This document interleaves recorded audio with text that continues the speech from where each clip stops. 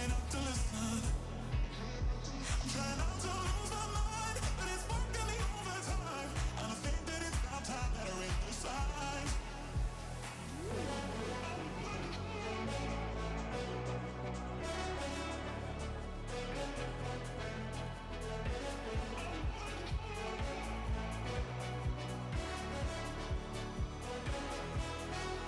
I'm losing control. I get high, I'm feeling before. I'm not just focused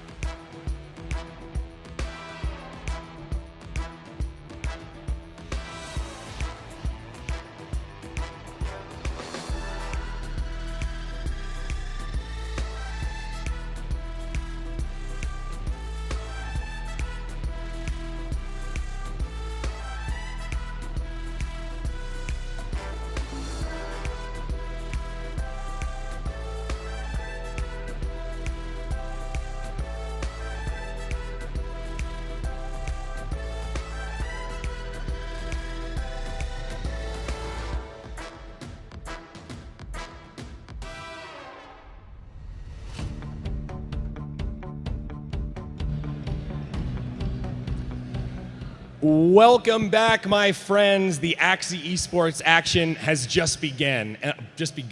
My gosh, I'm still reeling from that last series. A best of 7, going the distance. Such an emotional moment on the stage. We saw two of these gentlemen on the stage as well, joining the celebration. I've got Meditate Ryan, Meditate Elijah with me. Gentlemen, welcome to the panel. Ryan, how's it feel to be here, man? It feels great to be here. Thank you so much for the opportunity to be able to cast some of the greatest games that we've seen in Origin so far. It is quite an honor, so thank you again. Absolutely. It's a pleasure to have you here. And Elijah, I mean, anyone who's been watching Axie Classic, Axie Origin, they've certainly heard of you. They've probably seen some of your videos on YouTube.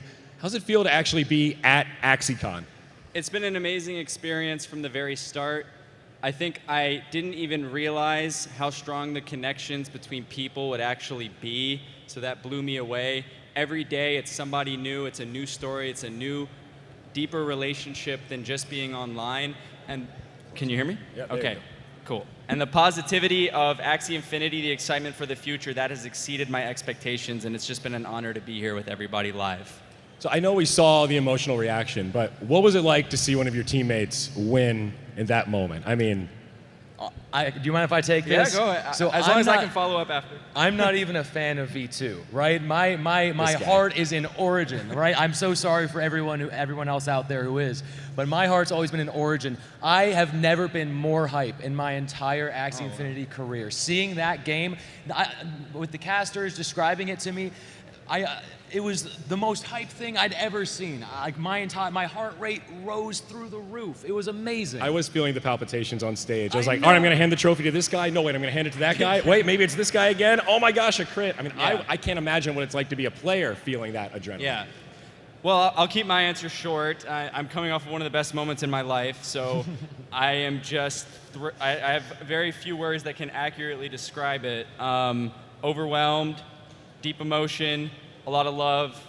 That's about as much as I can say. It was, and also like could not have scripted a better series. And also lastly, hats off to Axie GG. I have insane respect for what they've done in this game, both pushing esports as competitors. Hats off to Thunder, hats off to Chief, hats off to Axie GG as well. Absolutely, and hats off to everyone else that participated in Axie Classic, the qualifiers, those that couldn't make it, and the other 12 players that couldn't make it to the main stage. Battles well fought, and we thank you so much for joining us here in Barcelona.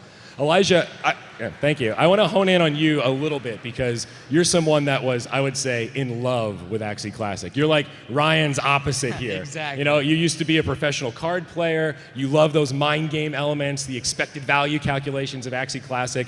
It took you a little while to come around to Axie Origin, but you came around, and that's what really matters. How does it feel to have watched the last series of Axie Classic at this level on the main stage, knowing that now it's just nothing but Origins? Yeah. We got Origins plural. Right.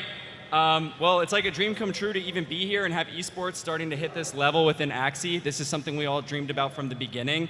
As far as that last series, again, overwhelmed with feeling with gratitude. And then, yeah, a little sadness, a little somber that V2 is on its way out, but what great memories we had. Everybody here will remember some epic series that they watched, or some epic series that they played in, or some terrible crit that happened to them, or some good one that happened to them. So we have so many wonderful memories to take with us, and how exciting is it that we have this phenomenal game to step into in Axie Origins. Absolutely. Fantastic.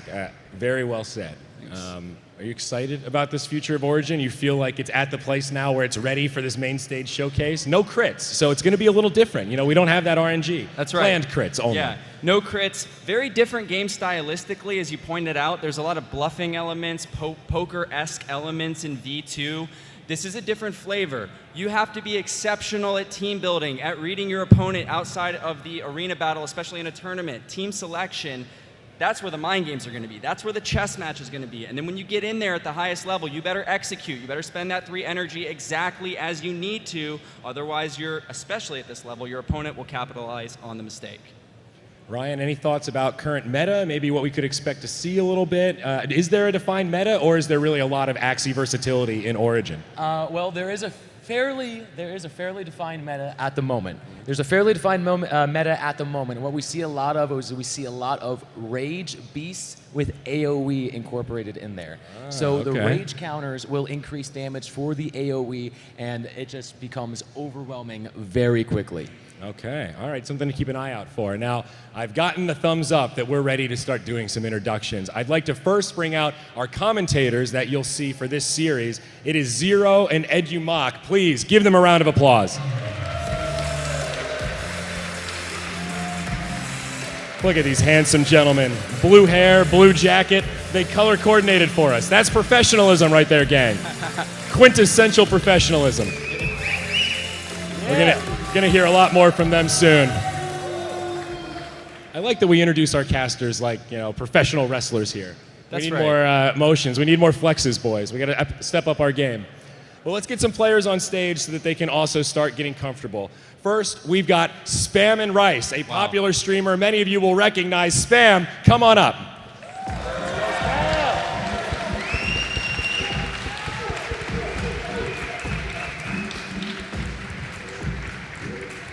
There he is. And he has legs. Wow, I've never seen his lower half. It's a streamer joke. Streamer joke. Usually see him from above the desk. And of course, our second player, Yu, who's come all the way from Japan. Please come on up, my friend. There he is. There he is. I saw him dancing. I saw him warming up. Yeah, the warm-up This guy is the untiltable. Yeah, it was inspiring. It was inspiring. He was getting in the zone, feeling very zen. I can't wait to see what these guys bring to the table. So now that we've got these guys on the stage, I do want to pull up the bracket for Axie Origin because this was the BYOD. Technically, it was open for anyone that did have a ticket to this event. 128 places were paid, and 123 players signed up, which means every player that participated did walk away with a little bit of money. I believe $500 was that starting prize pool. Oh, wow. All right. Yeah, exactly. Let's go. So we calibrated our numbers pretty well. Yeah. So we had some rounds of Swiss. That took us into a bracket, and we are now knee-deep into a double elimination bracket. And that's what we're going to see on the stage here today. We're going to see 3 series back-to-back.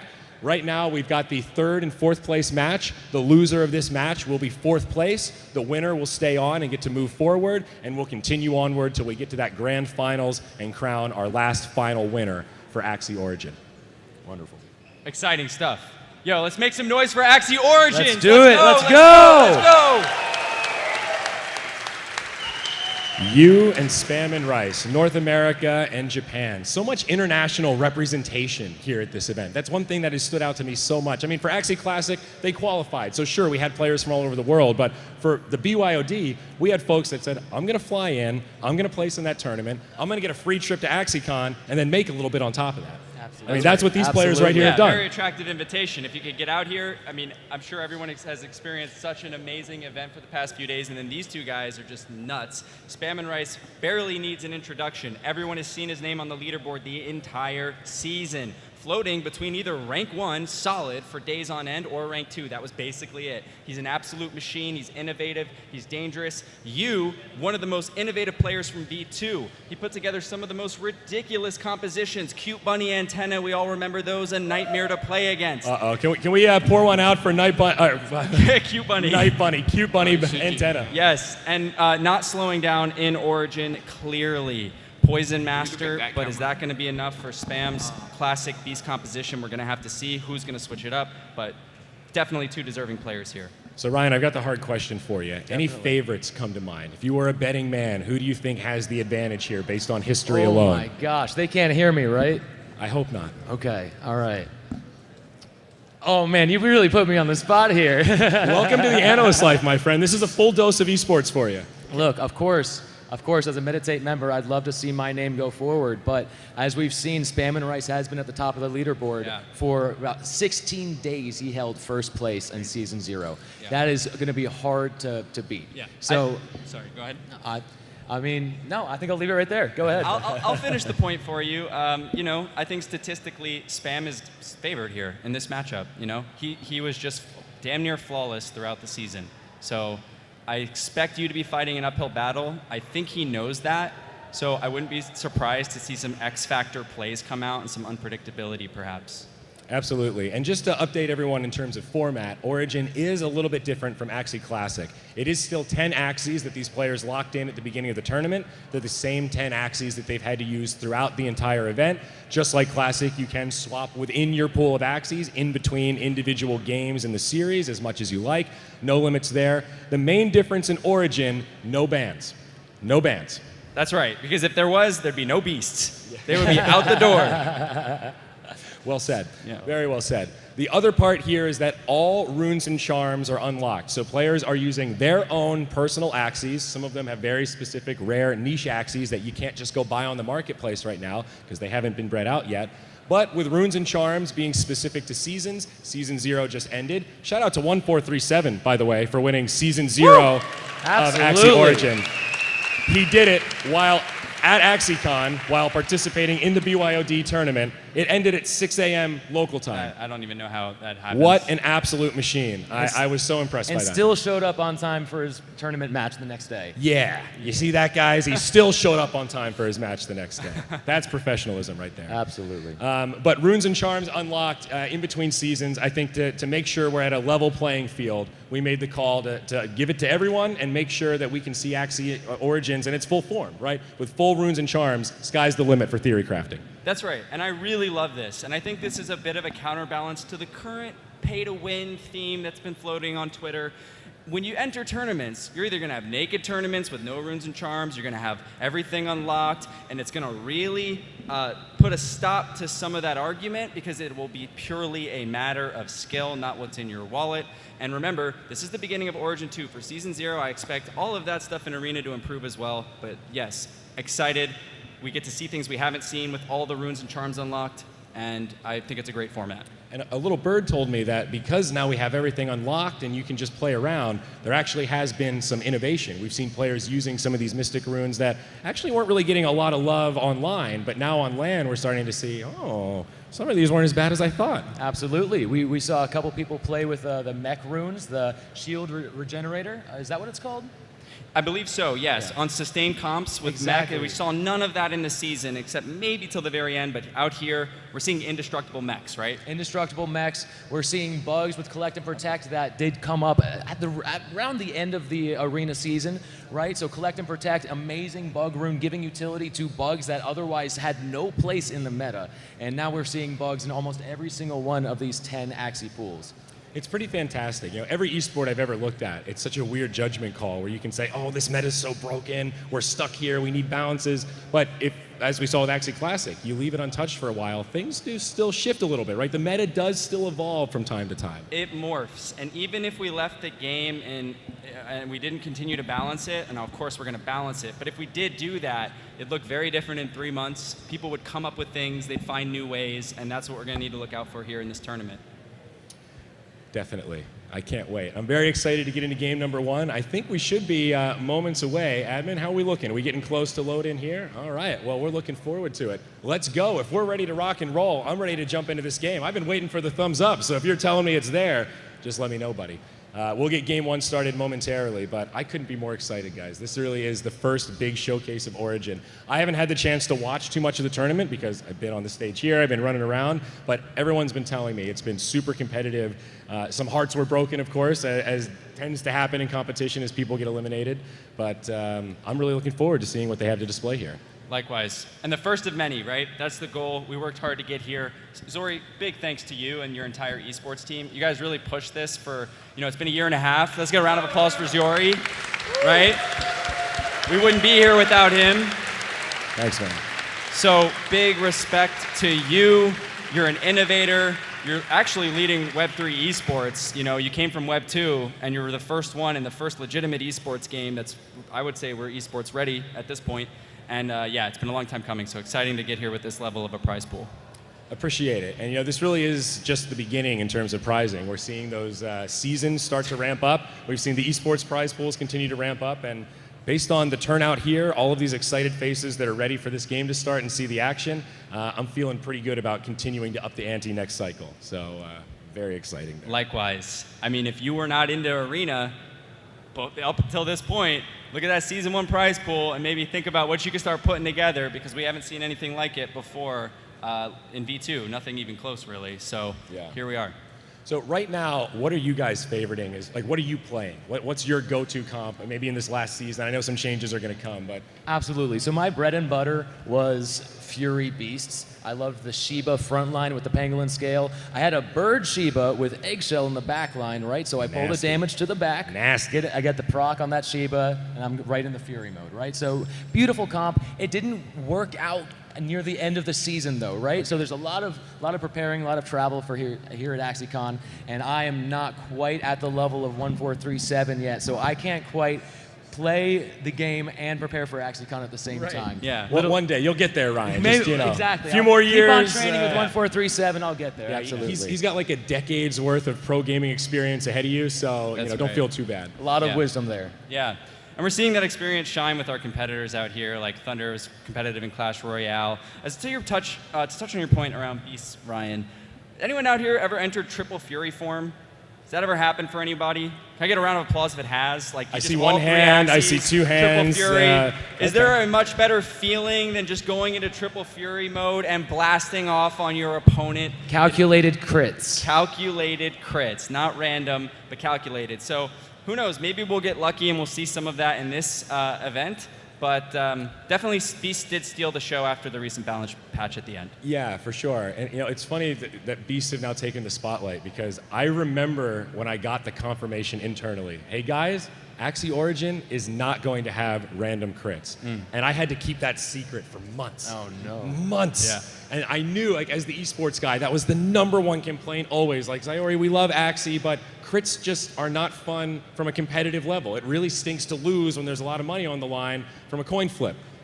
And it was really hard to say, I agree, but you got to hold on a little longer. Yeah. And then I remember the day when we posted that blog and had that reveal. It was such a relief. It was like a weight off my shoulders, and Yeah. I liked the mechanic that we replaced it with. It wasn't, hey, let's just totally get rid of crits. It was, let's have something more strategic, build up with rage, get into that Fury mode. And from the moment I saw that, I thought, I got to get me an endless range room. Yeah. Even before I knew the prices there on the market, I thought, oh, this looks, I want to control my crits. This looks awesome. Give me Yeah. some nutcrackers. Smart. You probably thought, hey, Smart. crits might still be broken. Let me see.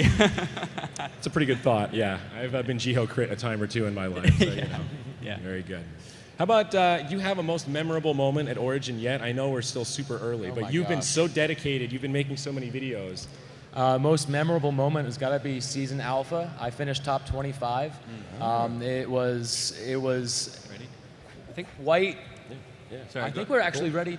We're cool? Okay. Are we ready to go Admin, in? next time give me a strong thumbs up that we're ready. Let's jump into this game. Here we go. Okay, we're Let's good. do it. My apologies. Ladies and gentlemen, we got game one Let's ready to go. rock and roll. Let's throw it go. over to our Let's do it. casters. We've got Edgymok. We've got Zero. Boys, take it away and let's get this started. What's up, guys? Is it on? I think it's us. We're on. It's been an exciting lead up so far, right? We've got on stage Spam and Rice going up against you. And what do you think so far? What do you think? Are you playing? No, I'm not. It's you playing. No, it's him. You is playing, right? No, bro, no. Alright. No, but yeah, bro. This is the spotlight right now. This is what Axie is going to be, and this is what we have right now. This is the semifinals. We're going through the lower brackets, so we already have one person waiting for the winner right here, Yep. which is Celiaster, and then another one, which I'm gonna let you say who that is, That's one. waiting till the end. Yep, it's 1-4-3-7 at Grand Finals waiting for, these players to move it up, but right now, these two players, they have a lot at stake. Whoever wins this secures $30,000 and makes it to securing top 3. That is an amazing feat in the biggest tournament we have so far for Origin. And, we have the boxes of these two players right here. Yeah. Do you have any thoughts?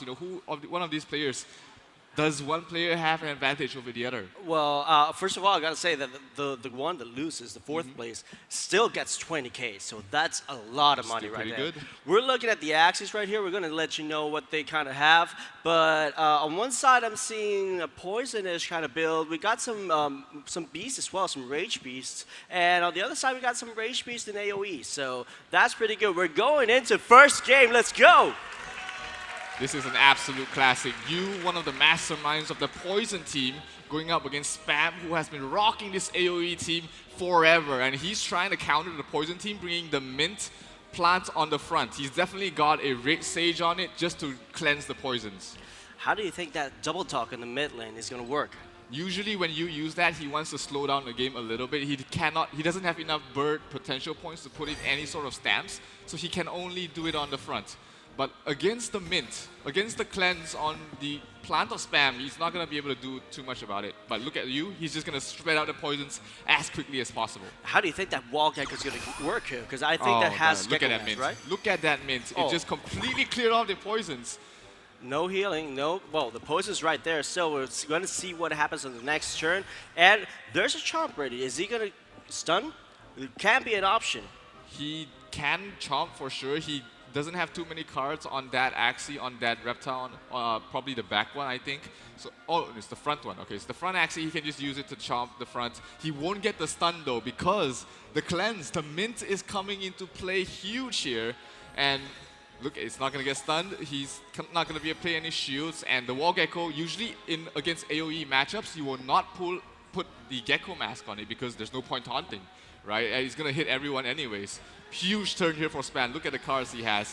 Grandma's Fan, and probably the Chubby, or he can go for the earring. Goes for the Chubby. 88. So okay. much damage. We got a triple bleed now. That means there's a certain charm attached to that card. Yep. Which one is that? It's the Hidden Razor. It makes that, you know, when you attack an opponent, it gets the bleed debuff.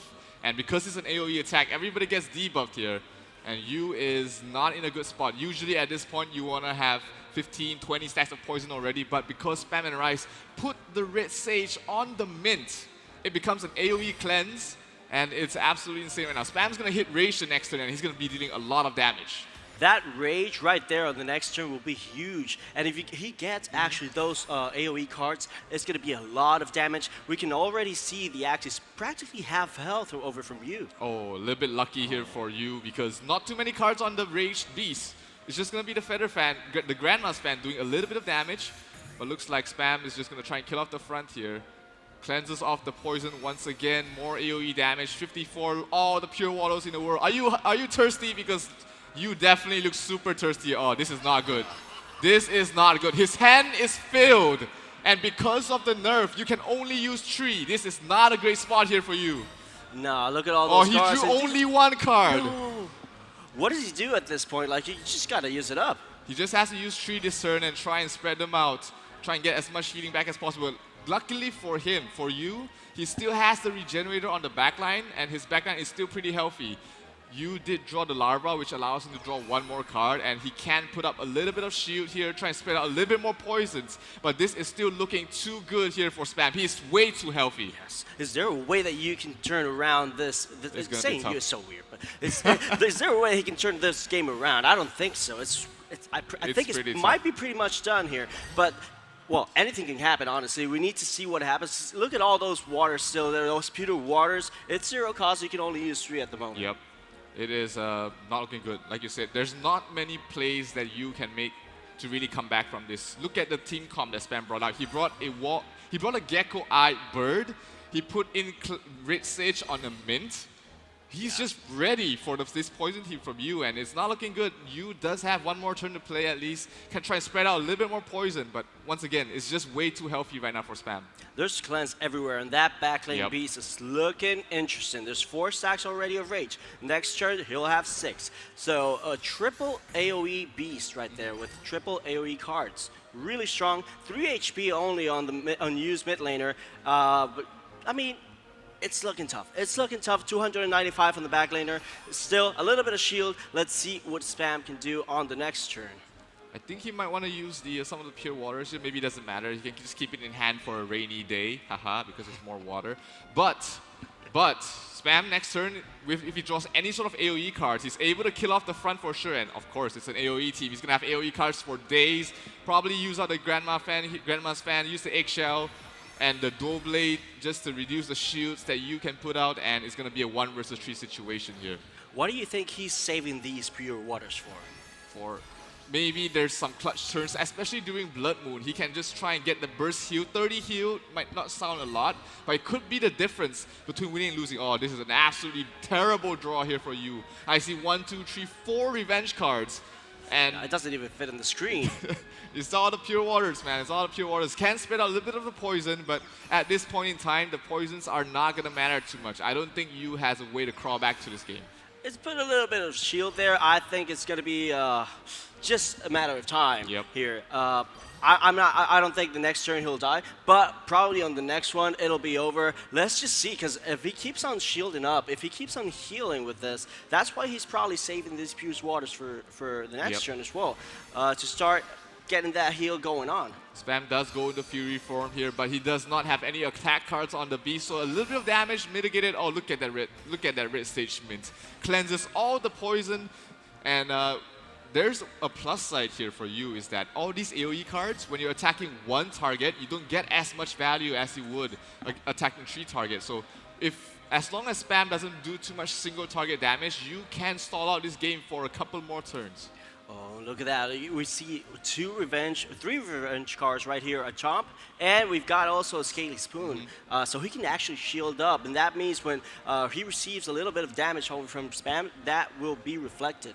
Yep. Right now, Yu is thinking, do I go on the offensive or instead try to shield up? Because he has the fragile debuff, which means that he gets 40% less shields from all shield sources. So he might be thinking, hey, maybe the best move right now is just to play double 2 long swords and and attack the front with the Chomp. Looks like he's going to go for the more defensive route. No, actually, he's going to go for some damage on towards the front. Oh, the back, all right. Just try and chip everyone down because, again, he doesn't have too much poison stacks on the beast, and the beast is way too healthy right now.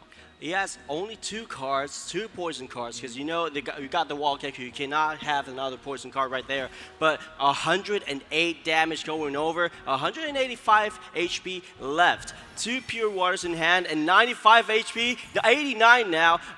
This might be probably it. There's a Tri-Feather. Is this going to be enough? It won't be. 41 HP left.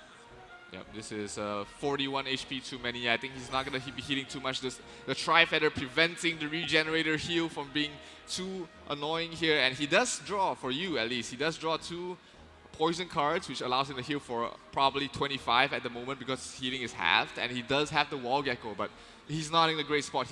Probably the best play right now for him is to, whoa, okay, he's going on aggressive, going really low, but I don't think it's enough. I don't think it's enough. The back lane beast has 0 poison stacks, and he basically has no shields right now, and he has a vulnerable debuff on his backline reptile as well. I think this game is over. It's done. No shield, 36 HP. This game, game 1, over to Spam. AoE God. Spam and Rise was holding on to rank 1 for 16 straight days with this composition, and he just showed the main stage how strong it is. It's strong. It's really strong. It's insane, right? But I've seen his counters. I've seen him play the counters against 1437 in the upper brackets. He definitely has something in the books. But Spam, I think he looks really prepared.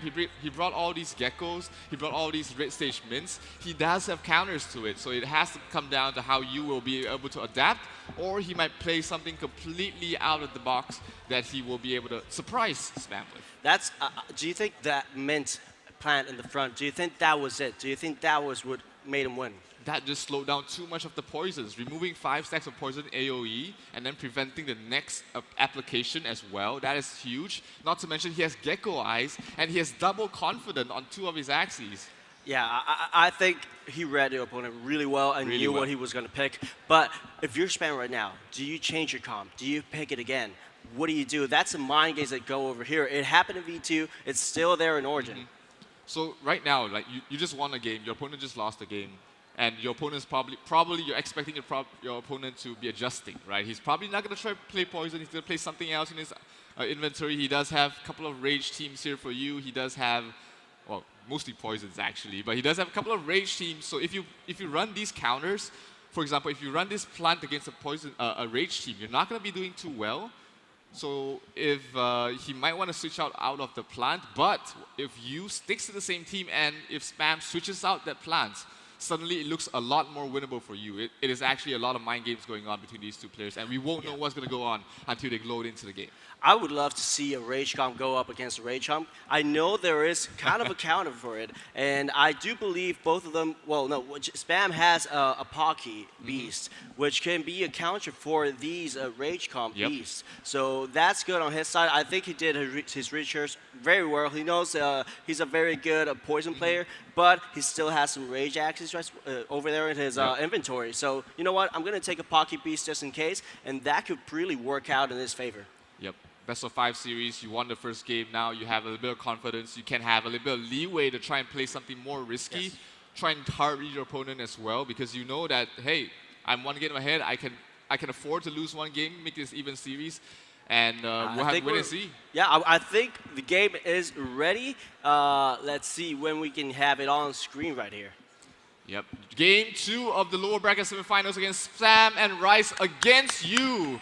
Representing Quest and Meditate across these two players, and look at that, you not even going to switch out. Spam did switch out his front plan. No more red stage mint here for Spam, but he does have the double confident once again. You got the Gecko and the Bird as well. What do you do here? What is your strategy going into this game right here? So this is one of the compositions for you that when he brought out against 1437, that 1437 sit was the toughest one for him to face. I mean, they went to game 5 with you playing this comp, and the reason for this is that this is an aggressive poison team. It has Gila on the plant, and it has Gaia to help you against the AoEs, but looks like you did not equip a rune on the mid line. Oh my god. Oh. That's huge. Oh, wow. If you can look at the mid laner from Meditate, that mid laner does not have a rune on top of it. I think he forgot to unequip the second poison touch, which he put it on it earlier, and didn't switch it up for a regenerator. So you definitely playing from the back foot here. And funny story is, this actually happened to another player as well in the brackets. I don't want to bring that up, but it's a funny situation that happened exactly the same.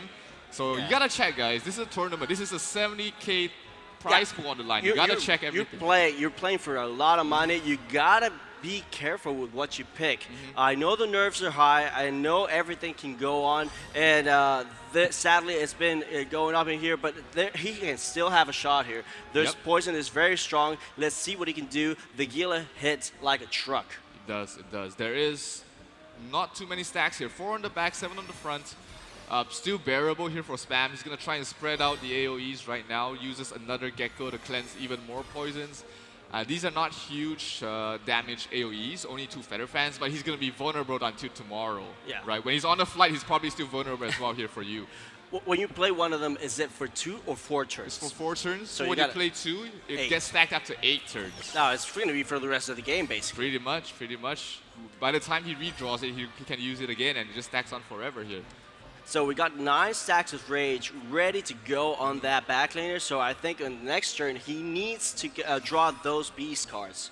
Yep, he needs to draw little. Ronin alone would be huge for the backline. Oh, the Chomp. Oh my god, look at that. The Chomp was absolutely but the confident, confident clutch, giving him the cleanse against the stun, and now he can play every single card right now. But the Rage only providing a single energy for now is not really getting him the damage he wanted. But still, look at the damage already dealt here from you. It was really good. And not a lot of cards in that backlane. No. It would have been great if he actually had those, because it would have, I mean, the damage when you get to Rage, I believe it's 85% extra. 75% extra. 75. So that's a lot. That's a lot of damage going over. There's still, used Axies are basically half dead, half alive, however you want to see it. But Spam's Axies are decent. There's a lot of stacks of poison going over there. Each stack hurts for 3 HP.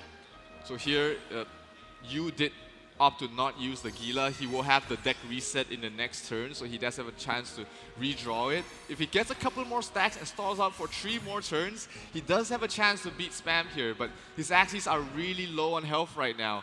Does he draw the cards he needs? The Chomp has to be clutch. Right now, he does have it on the Bird, and I think he has to risk it. He has to use the Tiny Turtle, he has to use the Scaly Spoon, and then the Small Frill to just hedge his bets, try and keep everyone alive. Looks like he does not go for the Chomp. Instead, he's going to opt for more poisons and then probably shield the front. He's probably thinking that he already chomped the front Axie, and well, as we saw, there were probably around 3 or 4 cards that he couldn't use. So the best play here for him is just throwing out as much poison as he can, and we'll wish for the best. Let's see what happens here in this draw.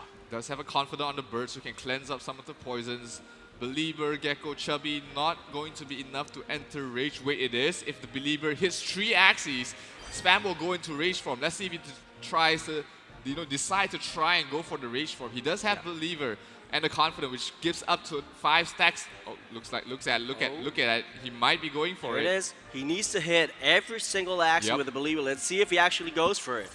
And there it is. We go. And there it is. Oh! He hits it. He hits it. He hits all 3 of them. And there it is. This might be it.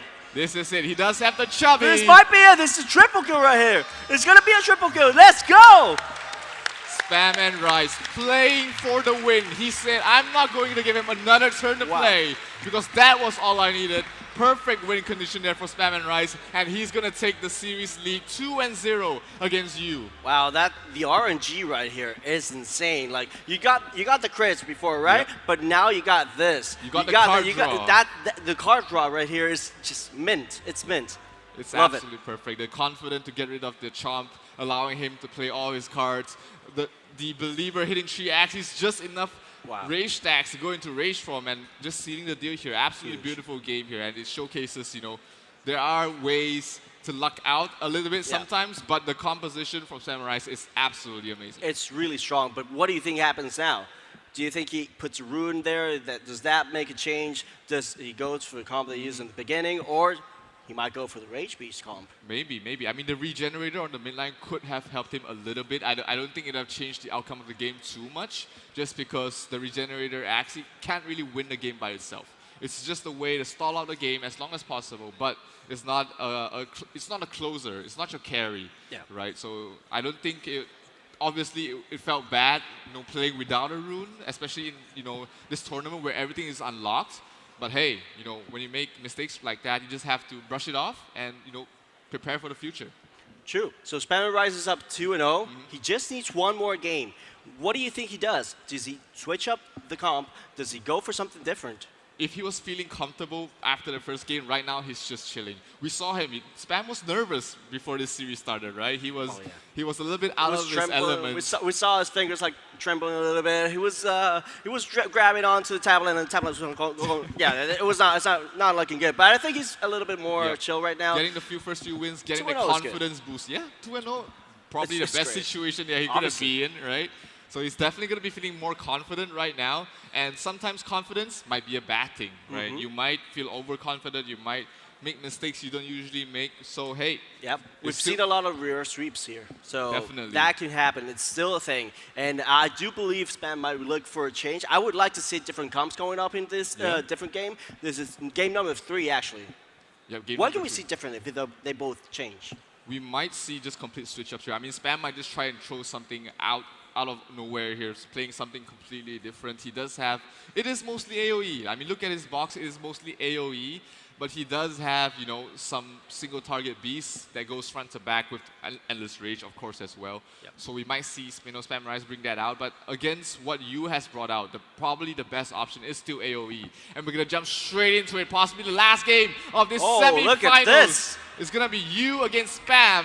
2-0 lead here for Spam right now. Yeah, so Spam goes back to the first comp he ever played here in this game, from game number 1. But we do see you changing up a bit. What happens with this bug here? What is that rune? That is a collect and protect rune, which has 2 effects, right? On even turns, you gain 50 shield. On odd turns, you draw 1 extra card. And 1 extra card is absolutely huge here because it allows you to have more cards to play, especially when you go into Fury form. It syncs perfectly with the Fury form because you would usually rage during the same turn as well. So wow. And Spam, he brought out this team again to try and counter poison. Look at that. He's bringing out the cactus plant with the Red Sage on the mint as well. And it's not going to be too much of an effect because sure, you get some cleanses off, which prevents things like vulnerable, but it's not as useful as, clearing poisons. Would you say that you has the upper hand now in this one? He is in a better spot than he was the first 2 games. Nice. So he did not use the confident at that point. Nope. And he has to retain on He it. has the Scotch tape on the Innocent Lamb as well as the Confidence, so which allows him to have multiple plays here. If he needs the energy, he can use the Innocent Lamb to use Cottontail. If he needs to go into Rage, he can use it to get the Confident and just get a fast Rage turn. Right now, we see he does not have enough. Right, Confident gives 2 to the Innocent Lamb. Confident gives another 2 more, so he's gonna keep it for a rainy day here. And probably just play out all the single damage cards he does have. He does have the Puppy. Maybe he uses the Confident, Puppies it back, and use it again the next turn to go into Rage. That might be an option. Yeah, we got to see what happens here. We know Spam is going for that AoE. So you on this side, on the other hand, is going from front to back. Yep. And this point, 117 HP on the front now with Bleed. That means every single card that front plays will deal 15 HP damage to that Axie. Now this is looking in a much better spot here for you. He does not draw the egg, which is crucial. If he drew the egg here, he might be able to stall out the game 1 more turn, draws double Confident on the Beast. He does not want to use that. This is probably the worst draw he could have had, because even if he goes into Rage from here, he has 3 cards to play. One of it is a heal. No card. Absolutely no cards at all. He uses the Confident just to cleanse the Vulnerable and tries to set up a Rage turn the next turn, because he knows as long as he's able to burst through the first 2 Axies in a good spot, but Yu is definitely going to Rage next turn. This Scotch tape right here lets you decide when you want to rage. Look at Oh that, my 6 God. stacks already. Let's see what happens. Wait. He basically has Wait, everything look at he the wants. cards. He has everything on the back line, and he can enter double Rage form. He can enter Rage twice, getting 5 energy and potentially killing all 5 Axies. Oh my God, first one's down. Let's see what happens. 120 piece. HP. This is vulnerable right here to 112 HP left. He has a hero that can draw cards, uses 3 the rage stacks. Believer, Okay, now it's 5. 5 rage stacks now. Cottontail Nemo. If he draws 1 more Confident here, Oh my 1 God! HP. Oh! No, this is perfect. This is great for you. Why? Because the bird is bleeding. The bird cannot use any. He can No only use cards. 1 card, and that's gonna be all. But Fab drew 3 cards on the chubby. Wait, on, the damage. on the beast. The damage. Oh is my it God! enough? Is he What gonna do Earwing? Earwing is not enough. Earwing is not gonna be enough. damage. It's not enough damage. He goes for the fronts. It's not gonna be enough. He wants to keep the bird alive for 1 turn. Smart play there for Spam, trying to hedge his bets here. Hopeful that Yu doesn't draw enough attack cards. Look at that. And Yu doesn't have any AoE cards. Oh so wait, that is enough damage. That's a kill. Is right? it gonna be? Is it That's gonna be it? enough damage? He can use a. a square teeth is gonna hurt a little bit, right? It's a 0 cost card. So here, Parasite kills off the front. Use the Snail Shot on the mid. Use the square teeth to do 125 damage, and the Nutcracker will kill. Okay, hopefully he didn't hear that, right? He used the larva to get 1 additional energy, so that is probably a kill already. Wait, 140 shield on the beast, though. wait, I think he missed lethal. I think he didn't put the shield where he wanted it to go. I think you missed lethal here. He has 1 more energy. Oh, he did miss lethal. Oh no! Oh, I think he wanted to use that card on the bug to get that extra damage from the square teeth. No, I'm not mistaken, I'm not or- sure, but I think he definitely missed lethal here. That is a huge error here from you. I'm not sure if he has an. Oh, is this gonna be enough for Spam though? Lucky for you, Spam doesn't have enough damage to kill both of them. He has 2 AoE cards, which he And that's needs not to enough? use. It's not enough. It's not enough. Tri-Feather plus 1 sword will kill off the front, and then the second sword will just do a little bit of chip damage towards the shield. Oh, there it is. How much is it gonna be? 45. Tri-Feather is not even going to. It's not going to kill the front. It's not enough. It's not gonna kill the back laner. Wow, that was too close to call. Wow, well, Absolutely too close. It might still not be over. Let's see what happens, because there might be some revenge cards running around. True, But revenge cards might be the worst draw, but Yu has all 6 attack cards on the back. He does have a hero and a believer. oh my God! Use the hero. Oh my God! Draw the card. Or goes into Yeah, rage form. yeah, it's gonna be enough. It's gonna be enough. Yes, with the sword, and Yu it's pulls enough. one back. Look at that man. Look at that man right now. Look at his face. Look at his face. Gets a little bit of confidence back. And he's smiling. There it is. He knows that he's back in the game. It's not over 2-1. yet. It's not over yet. It's not over at all. Yu is doing good. He's feeling better. He can gain that confidence back again. I know he did not put a rune on that mid lane Axie on the game before, but now he's 2-1. He has a shot. He has needs a to shot. win 2 more games to complete the reverse sweep. And most importantly, he's shown Spam that he can play something other than poisons. Yes. Which is going to come into your decision making when you're trying to think of your next team, right? Am I going to try and counter his poisons fully? Am I going to try and do a soft counter with a couple of geckos? Or am I going to completely ignore the poisons and try and counter the rage teams? How does Spam counter that team? He has to play his normal AoE team that doesn't run any, no geckos, no red sage, because those are dead cards. So Pocky Beast might be a thing? Pocky Beast, he has a plenty of, he has a Pocky Beast, he has plenty of AoE teams. He can definitely play his bug as well, which is needed in the mirror because it allows you to have even more cards. So right now, Spam is thinking. I think we can have a glimpse. I'm not gonna say what he's. We're not gonna say what he's thinking. We'll just do that for ourselves and see what he's going for. But tell us a little bit about this bug. The audience can't see the parts in it, but what's the most important thing about it? Spam and Rice is bringing does have a bug in his box, right? It has it has Buzz, it has Earwing, it has Ant, Axie, and Parasite, and I believe that is called Nerdy. Nerdy. Yeah, it has Nerdy. So this bug has plenty of ways to keep your team alive. You can put Lazy Snail on your 2 AoE cards, which allows you to weak. So it's supportive. Yes, it's supportive. And when you put the Collect and Protect rune on it, it has even more functionalities on it, all right? But it's just mainly there to provide more cards and stall out the game longer. Because AoE weak just completely destroys AoE teams. Right, you do less damage on every single Axie, and you just stall out the game a lot more, which helps in the mirror. So we'll have to wait and see. How do you think that Dawn that is right there, that AoE Dawn that Spam has, how do you think he could play around it? Do you think he'll be able to play it? He might play. He probably will not play the Dawn because the Dawn is, you kind of want to have a Dawn against cursed teams. You want to have it in a Shady Exchange Holy Prayer combination. Yes. But Spam's Axie pool here doesn't have great, pairings with it. So I don't think we'll be seeing that. And wow, 2-1 right now. The next game is going to be even more important because if you wins, we're going to Game 5, and here it is. Let's go. Let's see what they pick. So Spam has that same plan, but it's not anymore on the front. It's on the mid lane, so he can pull aggro with this cactus. Yep, he's trying to hedge a little bit, play the Gaia on the mid, just in case you go fronts to back once again. Because the moment you lose the Gaia, every single Axie loses 50 max HP, right? Oh. So you lose a little bit there. You starts off strong, plays the little piece, plays the square teeth, just for a little bit of more damage. Fishneck, is it retained? No, all right, it's not retained. I thought, for a second, why was it staying in his hand? Yeah. Chubby, so early Chubby is huge. Look at that bleed going on right there. Wow. The early Chubby sets him up nicely for a very defensive turn here for Spam. He does have a little branch on his Beast. If he uses that, he goes into Rage the next turn, which sometimes going into Rage early is not good, right? But if you look at it right now, the situation of the game, he definitely uses it. Why? It's because his Collect and Protect will proc on the next turn.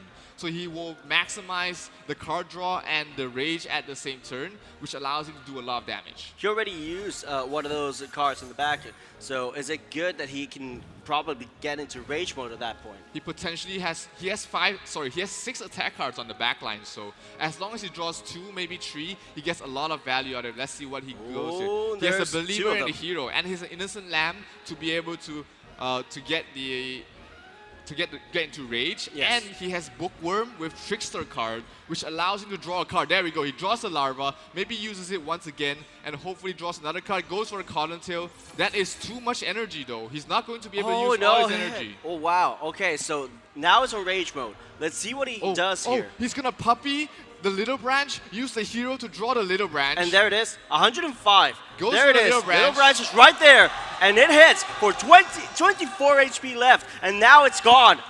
Absolutely beautiful setup turn there for you, and he's gonna be able to use every single energy. Look at that turn, insane. Turn 5, and Spam is down 1 Axie, 1.5 Axies. This is a great spot here for you.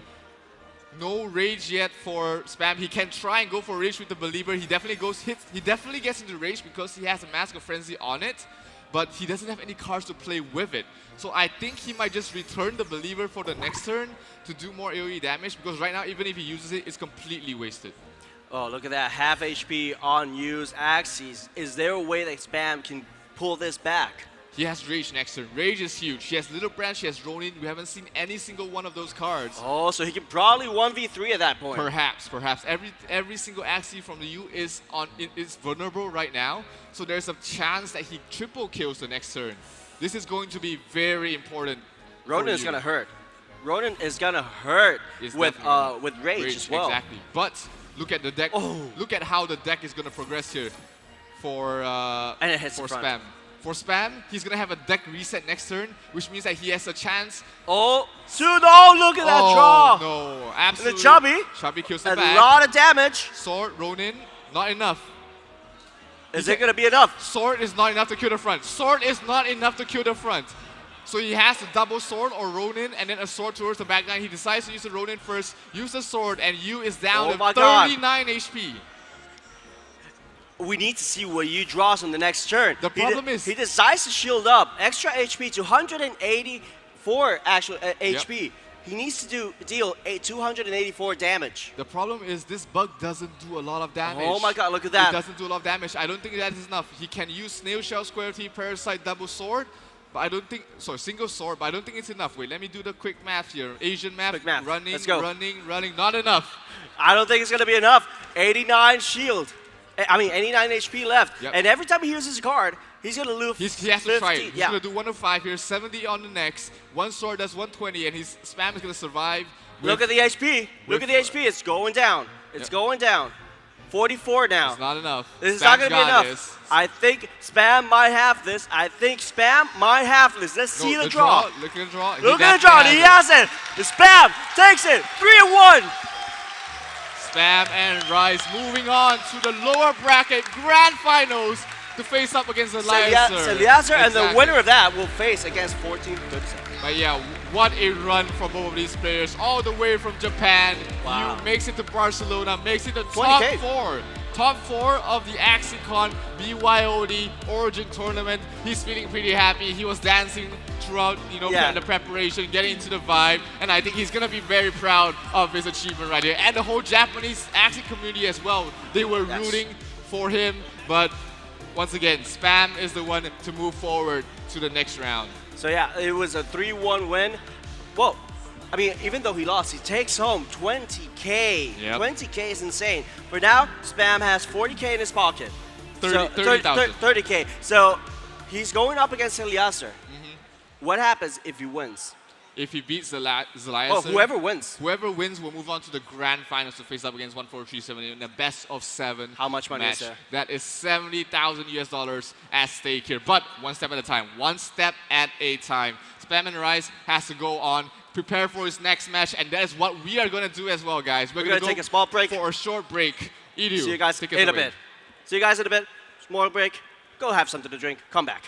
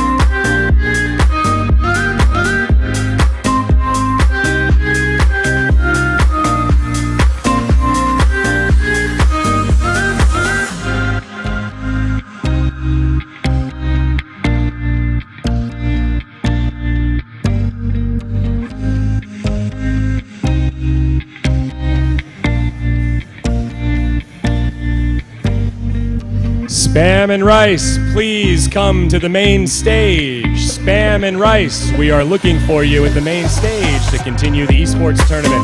Please come back and take your seat, my good sir. Thank you.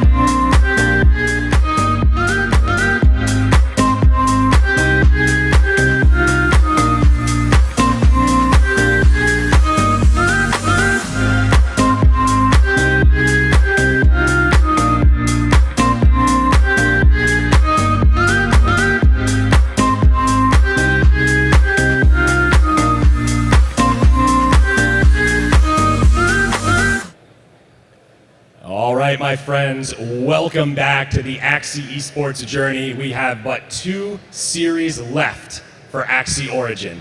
It's getting down to the final 3. We've got Spam and Rice, who won the last series, so he'll be coming back. We've done our talent change as well. I want to welcome back Edgy Mock as well as Zero to the panel. Thank you. Great commentary, gentlemen. Thank you. How are we feeling about Axie Origin now that we've changed things up? Dude, it's insane. It's insane. I love the game. I love the whole gameplay.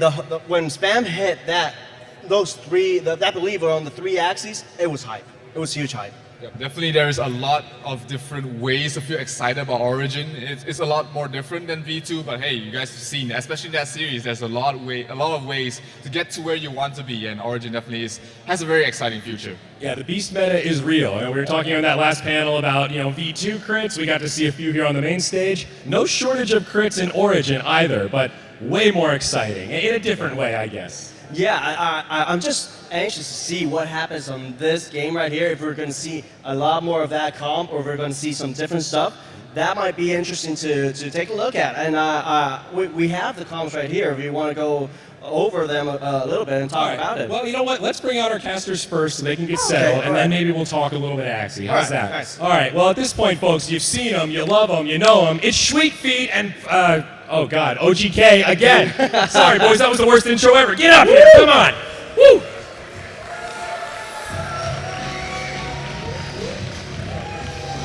Would you believe that I wrote Sweet Feet and Sweet Feet in my notes as the casters? I'm so embarrassed at myself right now. I'm so sorry, OGK. I owe you a beer. All right. Well, of course, we've got some players that need to join the stage as well. The returning champion from the last series, Spam and Rice. I see you, bro. I need you on this stage, buddy. Get up here and take your seat. Woo! Rocking the LA hat, the Nikes. My man's got style. Playing in style, I love it. And we've got our new challenger. I'll try not to butcher this name. Zelly, or Zelliazer. Please come up, my friend. Woo! Repping the YGG gear. My man's looking fly as well. A fierce killer coming all the way from Colombia. Bridging across the metaverse. I've got that right. He's from Colombia, correct? Our representative from South America has got to keep me on track. Well. Let's see if he actually takes it home. We already saw an Argentinian take it home. Let's see if it happens again on Origins. Absolutely. Now, just to remind everybody to set the stakes here, loser of this series will be 3rd place in the tournament. Double elimination bracket. We are in the bottom of that double elim, and winner will be moving forward to face the final raid boss in that last best of 5 grand finals. And you might be wondering, who is the raid boss waiting in that upper bracket? It is 1437. Excuse me, the gentleman that just won season 0. The guy that stayed up till 6 a.m. and still made it to the top of the tournament. Insane. They've got a big battle ahead. Insane. I would be scared. Like, I know that's going to be a brick wall, but walls have gone down before. It's true. It can happen again. It's true. He's pretty much the only undefeated player in this tournament so far. From the group, from the Swiss all the way up to the double elimination bracket, he has not lost a single series at all. Wow, that's impressive because that's been a lot of Axie that he's had to play. Swiss is no joke. But we'll talk about 1437 coming up next. Right now, Zelazar as well as Spam and Rice. Gosh, I'm so sorry. Let's talk about their Axies a little bit. Yeah, for sure. Well, Spam and Rice is rocking the same kind of Axies. Of course, you cannot switch. You've got some AoE Rage. You've got some Cleanse as well. But tell us a little bit about Zeliazer's comp. So a fun fact is that Spam and Rice has only lost to 2 players in this tournament. One of it is Zelliazer. He lost to him twice in this whole tournament. And Spam has only lost to 2 players. And they're going to have a rematch for 3rd place right now. And definitely both of these players are very familiar with each other's compositions. They definitely have played a lot of games and they have prepared even more for this matchup right now. Absolutely. Well, this is what we need in Axie Esports. More storylines, more of this grudge match. You beat me in that match. Now I'm going to come back and get my vengeance. I saw that Spam and Rice and 1437 actually had a bit of a grudge match in the final Season 0 at the final hour. So we're starting to see these storylines emerge. I mean, as commentators, this is your bread and butter, guys. These are the stories that make your job even easier. Oh yeah, for sure. And now, having these kind of rematches, we've seen them before, and it never really goes how you would expect. So anyone can win this right now. Especially when you lose the first two times you face up. When you face fool me once, shame on you, fool me twice, whatever. Fool me the third time, no, it's not going to happen. Spam and Rice will have an idea on how to beat Zeliasa for now, for sure. He's definitely learned a lot from the first two losses, and this is probably the most important one that they're going to have. For sure, and Zeliasa on the other side, he's feeling confident. He knows how to beat Spam and Rice. You know what? I already did it. I can do it again. Definitely. All right, two times. Here we go. Already, the smack talk begins. Well, folks, this panel is ready to hop into game number 1. So if we've got players ready to rock and roll, admins, let's do this thing. Let's get the show on the road. 2 series left. We've got a full house once again. I see some recognizable. I see Chuck Fresco in the crowd. What's going on, Chuck? How we doing? Can we give a shout out to Chuck Fresco, a man that was supposed to be in this tournament and couldn't play because of a technical issue? I apologize to you, Chuck. We wanted to see you out here on the main stage. Round of applause for Chuck Fresco, everybody. Talking about storylines, this is a guy who's not afraid to get out there on Twitter, poke a little fun, have a little fun, and we appreciate you so much, brother. But for now, game number 1, let's jump into it. OGK, Sweet Feet, my friends, take her away. Absolutely, absolutely. Welcome in everybody again. We're here in this third place matchup, a rematch. A rematch here for this series. I'm super hyped to see this game from V2.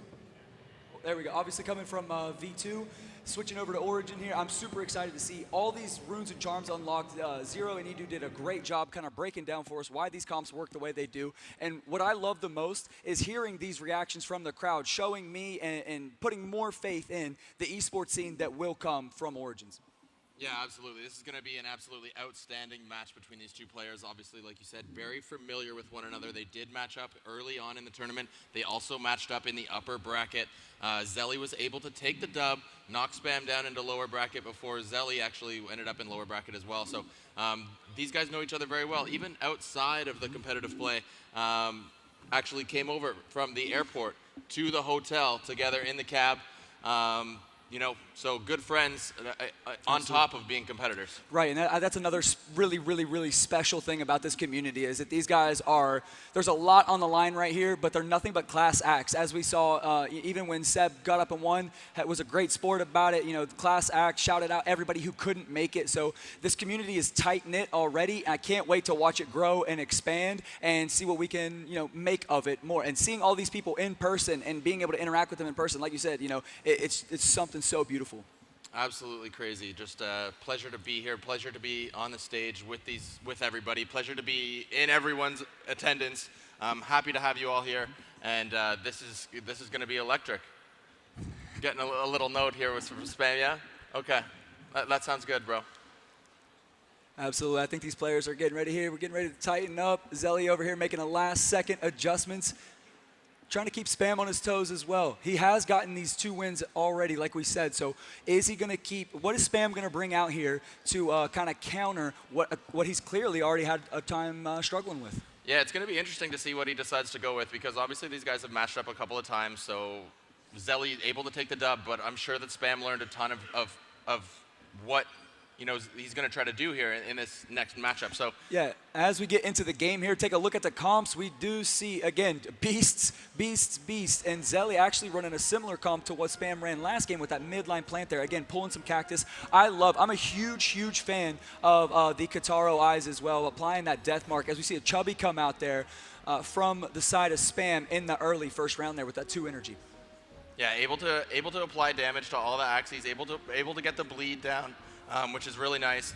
I just want to key in on the rune actually on the plant. It does have the Gaia, so he has the additional HP. So if you're wondering why all Zelly's Axies have a little bit more HP, it's because of that rune right there on the top. So curious to see how this game kind of unfolds as we get into turn number 3. Right, and it's going to be great to get a first hand. Again, we've been doing a lot of V2 here lately, but it's so awesome to see these teams get, compromise together and just see what all of these high-level players, and how their brains work and what they can do with all these unlimited charms, runes, whatever they have at their disposal, bringing out Axie that I don't know if you and I would ever even think to go shopping for on the marketplace. No, I mean some of these things, like for example the beast with all the bird parts, just really cool to see, and obviously has multiple copies of certain moves, like has the tri-feather, has the grandma's fan on the beast, so like just really thoughtful deck building, and we'll see if it's able to pay off for Spam here as he's put down the bleed, put down the vulnerable, the doubt. And in return, the Tri-Feather going the same. Again, these very similar comps, only difference here being the plant. And also, if you'll notice, Zella actually isn't using the Pango on the frontline beast. I think that's an interesting thing. We usually, typically in this season, we've seen those Pango beasts be an absolute nightmare. As Spam already into Rage there. Huge damage on that Chubby. 2 extra energy to go up Nyan with the bonus damage on the bleed. And then the Belieber here, gonna find the kill on the midline, front line hanging on by a thread with the bleed, only gonna be able to still get 2 or 3 cards out if they're applicable here. Yeah, huge turn there for Spam, but now Zelly's in Rage. He does have a couple of cards on that backline Axie. Gonna be able to inflict some huge damage, but it might be a little bit too late. We're gonna wait and see. That's a great hit for that Kataro right on the midline there. Applying huge damage. Look at this. Almost gonna take him. Oh, 12 HP left on that front line, but it's bleeding already. Not going to get a lot of value out of there. That's exactly what it's going to hit for on that bleed to that Pango as well. Yeah, this game coming right down to the wire. Here it is. It's going to be too much. And there's the Chubby for the win. Spam looking to take game 1 here in this series. Again, bouncing back against an opponent he's lost to multiple times. It looks like he might have figured it out there. Yeah, able to sneak out the win there. Just had a little bit of health left. Zelly was almost able to come back, pull it off, but just a little bit short on that, and Spam's able to clutch up, go up 1-0 in this best-of-5 series. The winner of this series will be taking on 1437, who is chilling, waiting in the finals right now. Absolutely, and like the panel said, what a great storyline already. This is the first ever World Championship for Origin, and we're already deep in the storyline. Like I said, we had a 1437 versus Spam, absolutely battling it out for that top position. 1437 able to come away with the win on the season. Huge congrats to all the players there. And how almost poetic is it that Spam is fighting for redemption here to take on 1437 in the finals. Yeah, just absolutely crazy. Obviously, they were battling right down to the end of the season 0. And now Spam trying to beat Zelly so that he's able to get that crack back and, take the dub and try to bring home this first ever Axie Origin Championship. Absolutely, absolutely. A little bit of forecasting, looking ahead. Let's say, whoever wins, let's say anything, but it's not 1437. If 1437 doesn't happen to win the finals, but he won the season 0, is the season 0 or the first World Classic, or first World Championship, which is going to be more impressive there? Which is going to last longer? It's hard to say what's more impressive, but I mean, if you're able to clutch season 0 and then show up for the tournament right already impressive. Exactly, and do that's obviously like insane. That puts you on another level. If 1437 isn't able to close out the event, I think that kind of tarnishes a little bit, It's hard to take away, though. Because he will definitively be the top dog if he's able to clutch up the event. Absolutely, no questions asked. But if someone's able to actually get up to the finals and take him down, then maybe that changes that a little bit, and maybe some people might be able to make an argument that there's another top dog. How did season 0 really go? Who knows? I'll never be able to take that away from 1437. That's gonna be immortalized forever. But again, everybody trying to cap off with a win in the finals for this tournament as well. It looks like we're both getting ready here. Can't wait to see these team comps again. I'm so excited for this. I'm still kind of gassed up from that V2 game that we casted earlier. Lucky for us, we've had some great series. It makes our job so easy to do when you have high-level players like this and great plays coming at you. So. Yeah, absolutely. And you know, you can tell that these players have spent so much time just like practicing, like in the lab, theory absolutely. crafting. Like, I mean, how many times have you know you talked to some of them and been like, yeah, you know, like, are you going out tonight? What are you doing tonight in Barcelona, right? And they're like, you know, actually, like, I gotta go grind. Like, I got a big event to do, and like. These players, like, that's why that they're at that level, because they have that intense level of mental preparation, and it's just amazing to see the way the esports community is developing throughout Axie. Yeah, absolutely. It definitely has me reevaluating some of my post-AxieCon decisions. Maybe I should have been in the lab this whole time and not out with you. So, Hey, going out with me is not the worst time, right? I know. hey, now we've had a great time here in Barcelona. Again, coming to you live from the last day of AxieCon. Home stretch here of these last 2 games. I mean, I cannot wait to see. Again, look how I love the concentration already, the theory crafting in between games. We're still playing this mental chess, so much on the line. It looks like we're getting ready to dive in here to the next game. I cannot wait to see these team comps. Absolutely can't wait. It looks like the players are just loading into the game there now as we kind of creep over Spam's shoulder and see that they are loading in. No leaks. Spam directly said no leaks, though. No leaks. So we'll have to wait and see what he's bringing out here. As we get right into the game, turn 1 looks like Spam is going to be going first.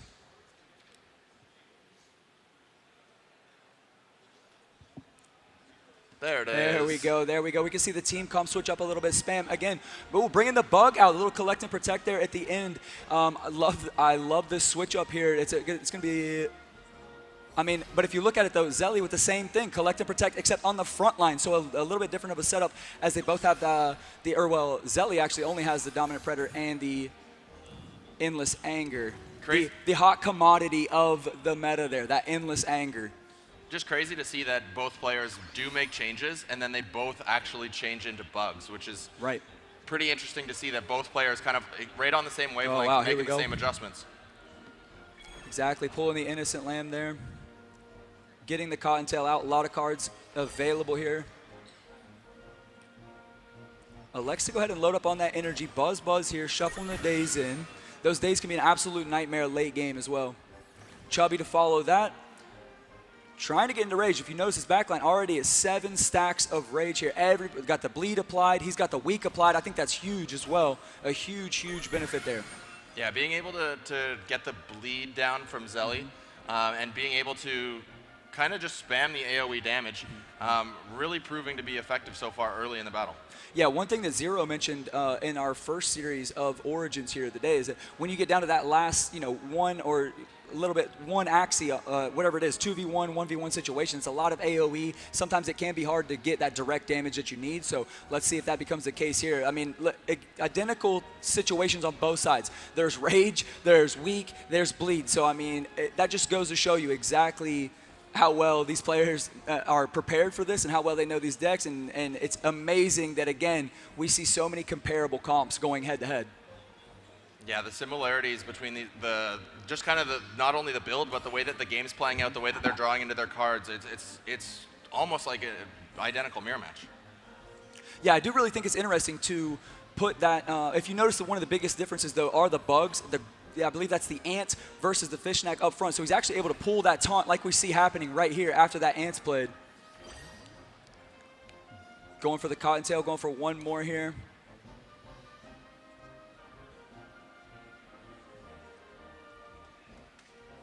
We can see the calculations coming out and see what card is it going to be.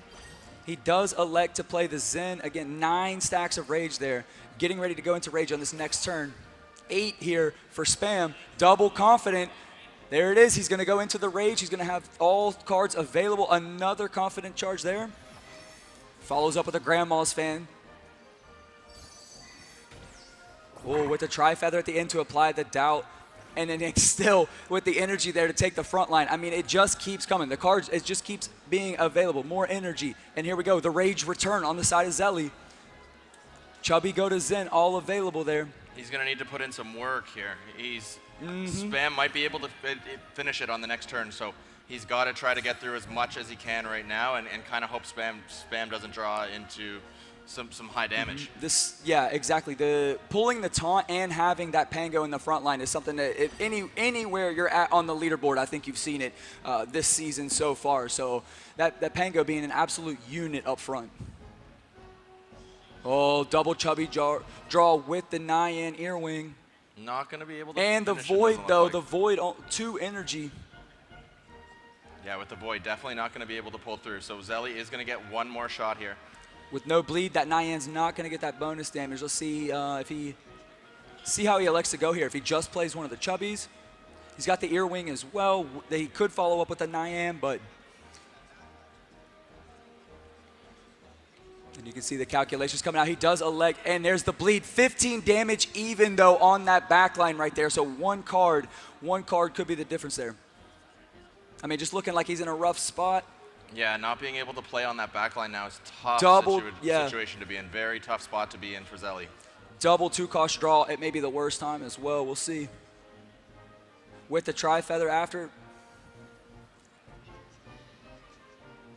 Definitely a tough spot to be. What is he going to do here? Is he going to go for Little Branch? Is he going to go for the Tri-Feather? Yeah, tough spot to be in right now, I believe, if you're Zelly, because if he does play that Little Branch or the Chubby there, he is going to lose that back line. So here comes the Tri-Feather first. Let's see what he elects to follow up with here. I love this. I love this, just settling in. It's just like that V2 series where you really got to let it see how it's just going to play out. I mean, it's going to take a lot here for Zelly. I don't see it, don't know if I see it quite being enough. Again, he just draws in. He's going to draw into one revenge card here, and it's just going to be too much, I believe. 25 HP. He's got the bleed. He just needs one attack card, and there it is. There it is. Wrap it up. Spam taking game 2 in, hey, in a nice surprising swing of things. He's obviously figured things out. Spam is such a competitor. You know there's no way he didn't lose sleep over losing to Zelly twice. He's going to go and rewatch those games. He's going to figure it out, and he's going to make the adjustments necessary, like we've seen him do right here. Yeah, absolutely. You know that he's been trying to do everything that he can to kind of build himself back up after taking the L in Season 0. And he spent a lot of time preparing, a lot of time grinding and trying to make sure that he does really well in this event. And so far, it's paying off for him in this series as he's jumped out to a quick 2-0 lead. Absolutely, as the teams get built here. I love this aspect of Origin as well. Again, when you open up all these runes and charms, Elijah made a great point earlier. You know, when it comes to this competitive scene, it's not always going to be...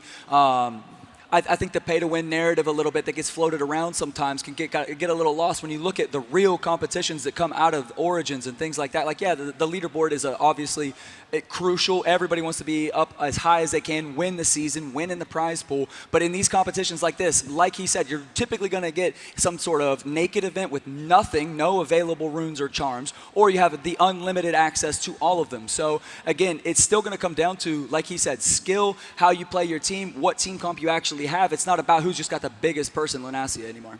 Yeah, absolutely, and it's a nice little wrinkle to have those events and kind of like level the playing field in a way by kind of having everything unlocked. So you don't have to, you know, go out and purchase some of those runes and charms in advance of the event. You're going to be able to have access to all of them, so that's a nice little touch there to kind of even it out. Yeah, absolutely. It's something beautiful as well. You know, obviously we have the in-client tournament feature there that I know everybody here is excited to dive into, get some events going, get some things like that. I cannot wait to get in there and host some events, play in some events, try to do not pull the infamous 0 round 1 exit, you know, like we're all familiar with there. I can't be copying that from him. I can copy a lot of things from him, not trying to copy a round 1 exit though. Never want to be the one to take a round 1 exit. That's the last thing you want to see. Looks like the players are almost ready to go. We got the thumbs up as Zelly. We got the thumbs up and down, up and down. Yeah, now Zelly needs to count a little.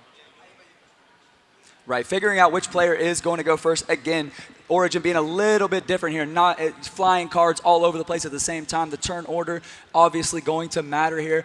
It looks like the players are getting ready to log into the game, and we'll see, hey, again, team comps, what's he going to bring? Is he going to switch it up, keep the bug? Is Spam going to keep the bug? Or, you know, where are these team comps headed? Can't wait to see. And I think one thing that's great about Origin being so new and fresh is that this is what better way to learn than watch the 2, 3, 4, 5 best players in the world go ahead and play and give us a fantastic demo. Yeah, absolutely. It's just great to be able to see how things have progressed. I mean, like not too long ago, obviously we're playing V2 and the classic meta is continuing to build and build and build, and now we've shifted over to Origin And you can see just through season 0, the meta continued to develop as we got through the season. I mean, not a lot of people were talking about the rage beast early. Here. Oh, look at this beautiful big yak reflectile here in the back for Zelly. He's got the cleanse there as well. Is that the shield generator there? I do believe that. Yeah, the regenerator. Perfect, perfect. I like this setup here. Double plant with the reflectile. Something totally different that at least I haven't seen. I'm sure the other casters who have been following Origin a little more closely, maybe not so strange of a build, but I love seeing these new team comps, seeing how the runes and charms, and seeing how these teams sync up together. Yeah, I'm really interested to see if the AoE build's going to be able to take down the healing. As Spam kind of fires off with the Grandmas into the Tri-Feather. Puts the doubt, so not going to be able to heal as efficiently. Definitely going to play a factor here. Yeah, absolutely. We can take a look at that rune on the front line plant for Zellas there. That was that. Yeah, the rise in rune there, an incredible, another hot commodity, on the marketplace as well right now. Shields also restoring HP up to 100%. So definitely a great build there. But Spam, again, bringing these beasts, I think this is a case of what you mentioned in V2 earlier. If we call back to that, stick with what you know. Don't fix what's not broken. Play what you're comfortable with. You got a 2-0 lead. Let's run it. Absolutely. It looks like he's kind of in a bit of a tough spot here, not going to lie. Looks like those plant and the rep are going to be able to continue to sustain and just kind of keep healing up. So Spam's going to try to... He's going to drop the Tri-Feather, but it's going to be interesting to see if he's going to be able... He's going to have to try to whittle away one Axie at a time, but how's he going to be able to do it? I'm not sure. Yeah, I love this here. We get to see firsthand how a AoE team, well, with the Rage, obviously, as we got 4 and 9 stacks respectively here for Spam in the mid line and the back line. So next turn, definitely looking to pop off. Got to hope for a good draw there. But if you see here, a lot of shields coming up here on the turn. And again, the Silence Whisper, everything. Silence Whisper, a great play for that anti-poison. We've seen a lot of poison here in the tournament. I do know that. Strawberry coming out as well. Or I'm sorry, Zigzag coming out as well right there. 130 shield. Spam's obviously going to be looking to try to knock out that frontliner here as goes he does into go rage. into rage. He's got the cards, the Little Branch, Naya, and Chubby. He does. A believer as well. Let's see how he decides to play this out. Again, just looking at huge, 75% more damage until the end of the turn, and he gets another energy. Definitely has a lot of options here. He's got to try to balance, how much am I going to try to set myself up for the late game, and then is he also going to be able to take the kill? Right. One thing, again, Elijah touched on on the original panel was the order of cards, how you play your cards, how do you maximize that 3, maybe 4, sometimes 2 energy that you're going to have, and how do you? That's where you can lose a game. Your opponent's going to be able to pick up on your misplays a little bit easier here, and in Origins. Spam does pick up the kill there on the front line, so it's very good for him that he was able to actually remove that out and start to kind of chip away, because if he wouldn't have been able to, it would have continued to just kind of regen, keep building up more HP, keep kind of healing itself. So clutch that he was able to actually get rid of it, and now we'll see if what Zelly decides to do here. Does elect to shield up, had the tiny turtle available, plays that last instead of stunning himself and the backline here for Spam. Yeah, electing not to go with the stun. Instead, he just kind of builds up the shield on the mid line. Interesting play there to not play the chomp and then shield up anyways. Yeah, absolutely. Spam kind of leads off with a Tri-Feather here. Again, 2 energy remaining, no bleed, so no bonus damage from Naya. He's got the dual blade though. Dual blade could be a good play if you're looking to reduce the amount of shield that your opponent can put up in the next turn. Yeah, I'm interested to see if he's going to dual blade Naya and maybe drop the Little Branch. Don't think he'll Chubby in this situation. There he does go with the Little Little Branch, so he's back up to 6 Rage stacks on the backline, looking to go into Rage for the second time in this battle here in a couple turns. It's just so much bonus damage. I mean, 3, 4, and already 6 again Rage stacks here for Spam with what looks to be sitting in a pretty comfortable position. A lot of healthy Axie on the field still. See the watering can come out again, shielding up, just trying to build that brick wall with that 4th energy there as well, trying to sneak in that extra revenge card. Here we go, double confident, Grandma's fan and Ronan to follow up here. Not the best draw. That's a tough draw. Really tough. He could proc Rage, but I mean, he doesn't have the cards to really follow it up with, so be interesting to see what he chooses to do here. Drops the Confident on the mid line instead of going into Rage on the back. Just trying to continue to set himself up because, like we said, not a ton of options here in terms of damage. He knows that plan has a huge shield too, yeah, he so does. it's just Exactly. With the watering can being dropped as well, with that AoE attack, the watering can actually giving 2 pure waters to Zelizer there as well. looks like he just sent it back. He sent the Ronin back, Elected, sent the Confident back. Here we go. A little bit of damage option here. Finally, Wall Gecko coming out on the side of Zelizer there. Able to sustain a little bit more. Again, just shielding up, trying to put up that brick wall. Again, the panel said that earlier. Brick walls have been known to fall a time or two. Let's see if Spam can do it here. Spam's front line finally looking like it's actually hurting here a little bit. Down to 83 HP, but we're in round 14, and Spam has all this HP left. Yeah, just trying to Zelly just trying to get into a situation where the Blood Moon just gonna clean up whatever's left. But Spam leading off the turn does go into Rage, drops the Grandma's Fan, so now there's the vulnerable. It's gonna do additional damage here. See what he's gonna follow it up with. He should have 3 energy to go. Oh, great timing. Additional stacks there. Plays the Chubby. Caps it off with a huge 274 on the Ronin. Absolutely huge. Great play there, like you said, to pull those back into the hand with that extra energy that he had left over. He didn't really have a play right there. It wasn't that good. Pulled it back into the deck, used that energy, that return mechanic. That was the word I was blanking on, the return mechanic there. And here we go, a 3v1 situation here against this Reflectile with the Wall Gecko. Again, so he's going to put up a lot of shield. He's going to be able to take a lot of damage even with that vulnerable as well. The bleed not really affected there as he's able to pure water himself right back up. Yeah, that Yak looking pretty back there. 366 HP, 115 shield, but quickly want to touch on that mechanic that you mentioned here as Spam goes for the Little Branch. Being able to send cards back, not something that we had back in Classic. Kind of a new wrinkle that's been brought into Origin and just adds a whole nother layer to the game, really, just adding different levels of depth. Perfect timing as we see Spam utilize it again firsthand. He's in a situation where Spam is that he's just trying to build up enough damage that he's going to be able to blast through the shield and obviously take a huge chunk out of that Yak, knowing that it's going to have big shield pretty much every turn here. Zelly looking at Wall Gecko, Tiny Turtle, little bit of shields. Is he going to go for the stun this time? He chose not to earlier. He won't take the kill with it. Yeah, I don't think he elects it here. Plenty of shield coming up though. I got a feeling he's going to go passive and just kind of continue to try to tank through this and try. Well, actually, does elect to play the Chomp first. Looks like he had the stamp on it to jump into the mid line as well. That's something that kind of slipped the rocket stamp. Oh yeah, absolutely. He hit that on the back line earlier as well. Into Rage we go here with Spam.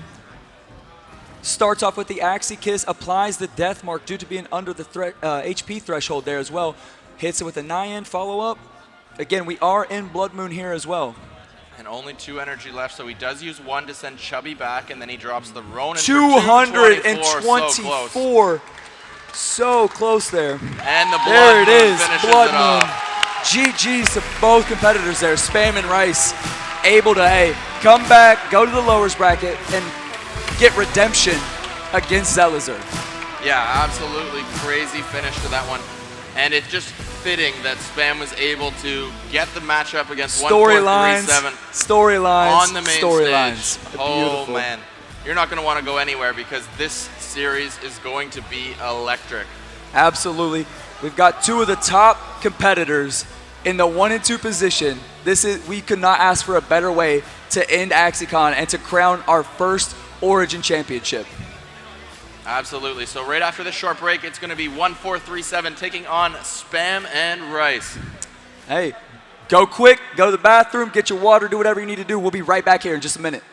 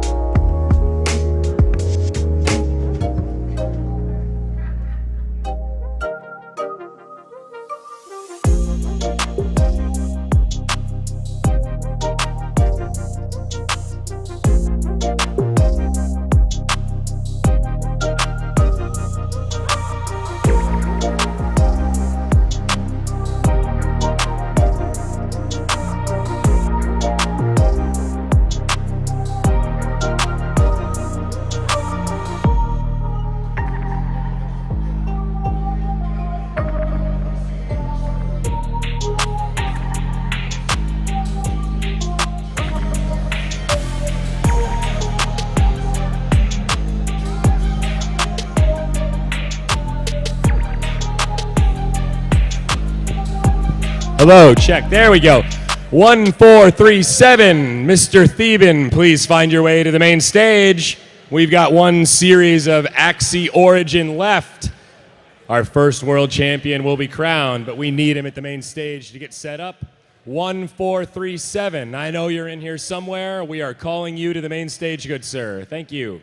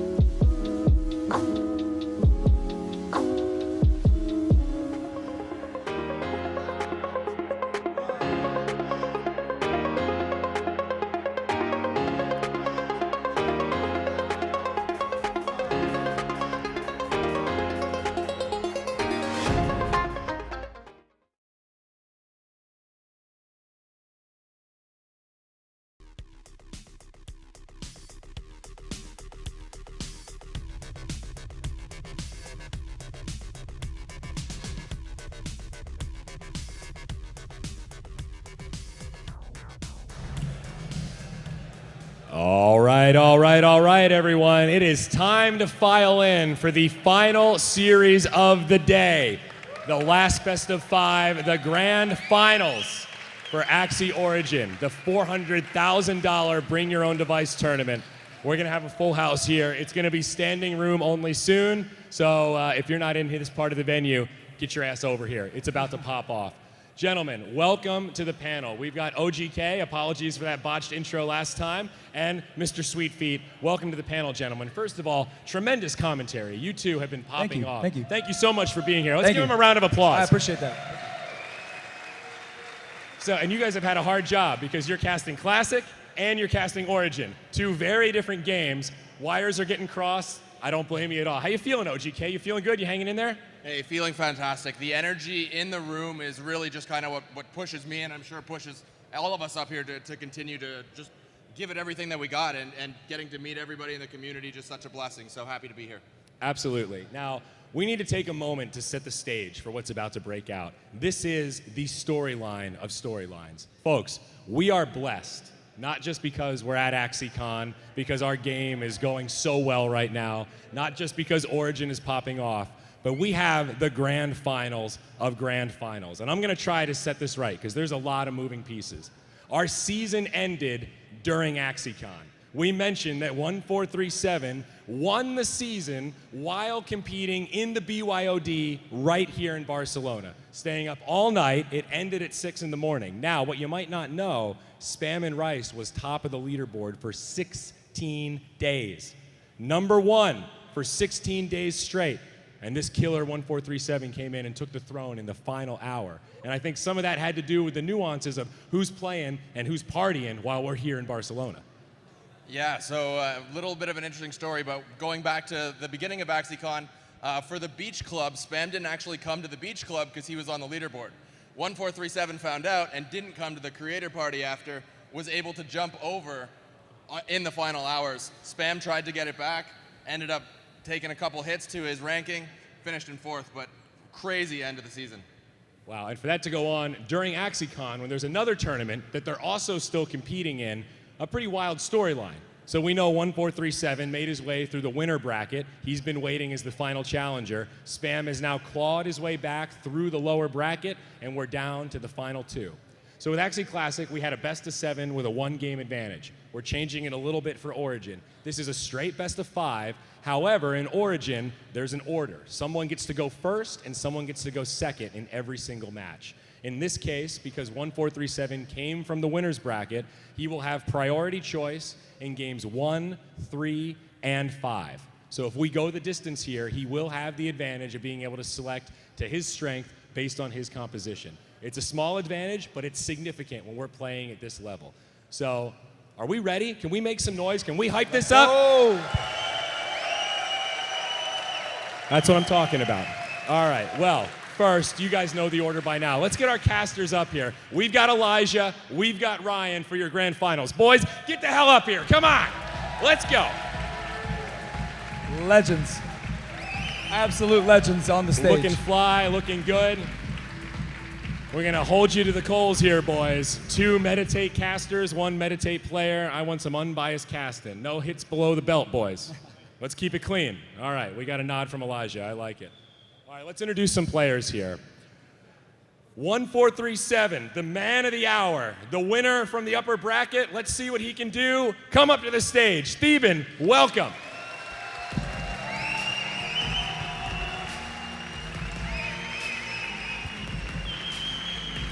The hat, the hoodie, he's ready.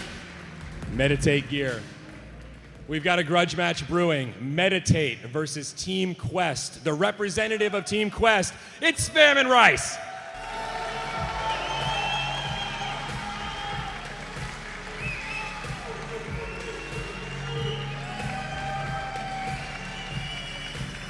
There we are.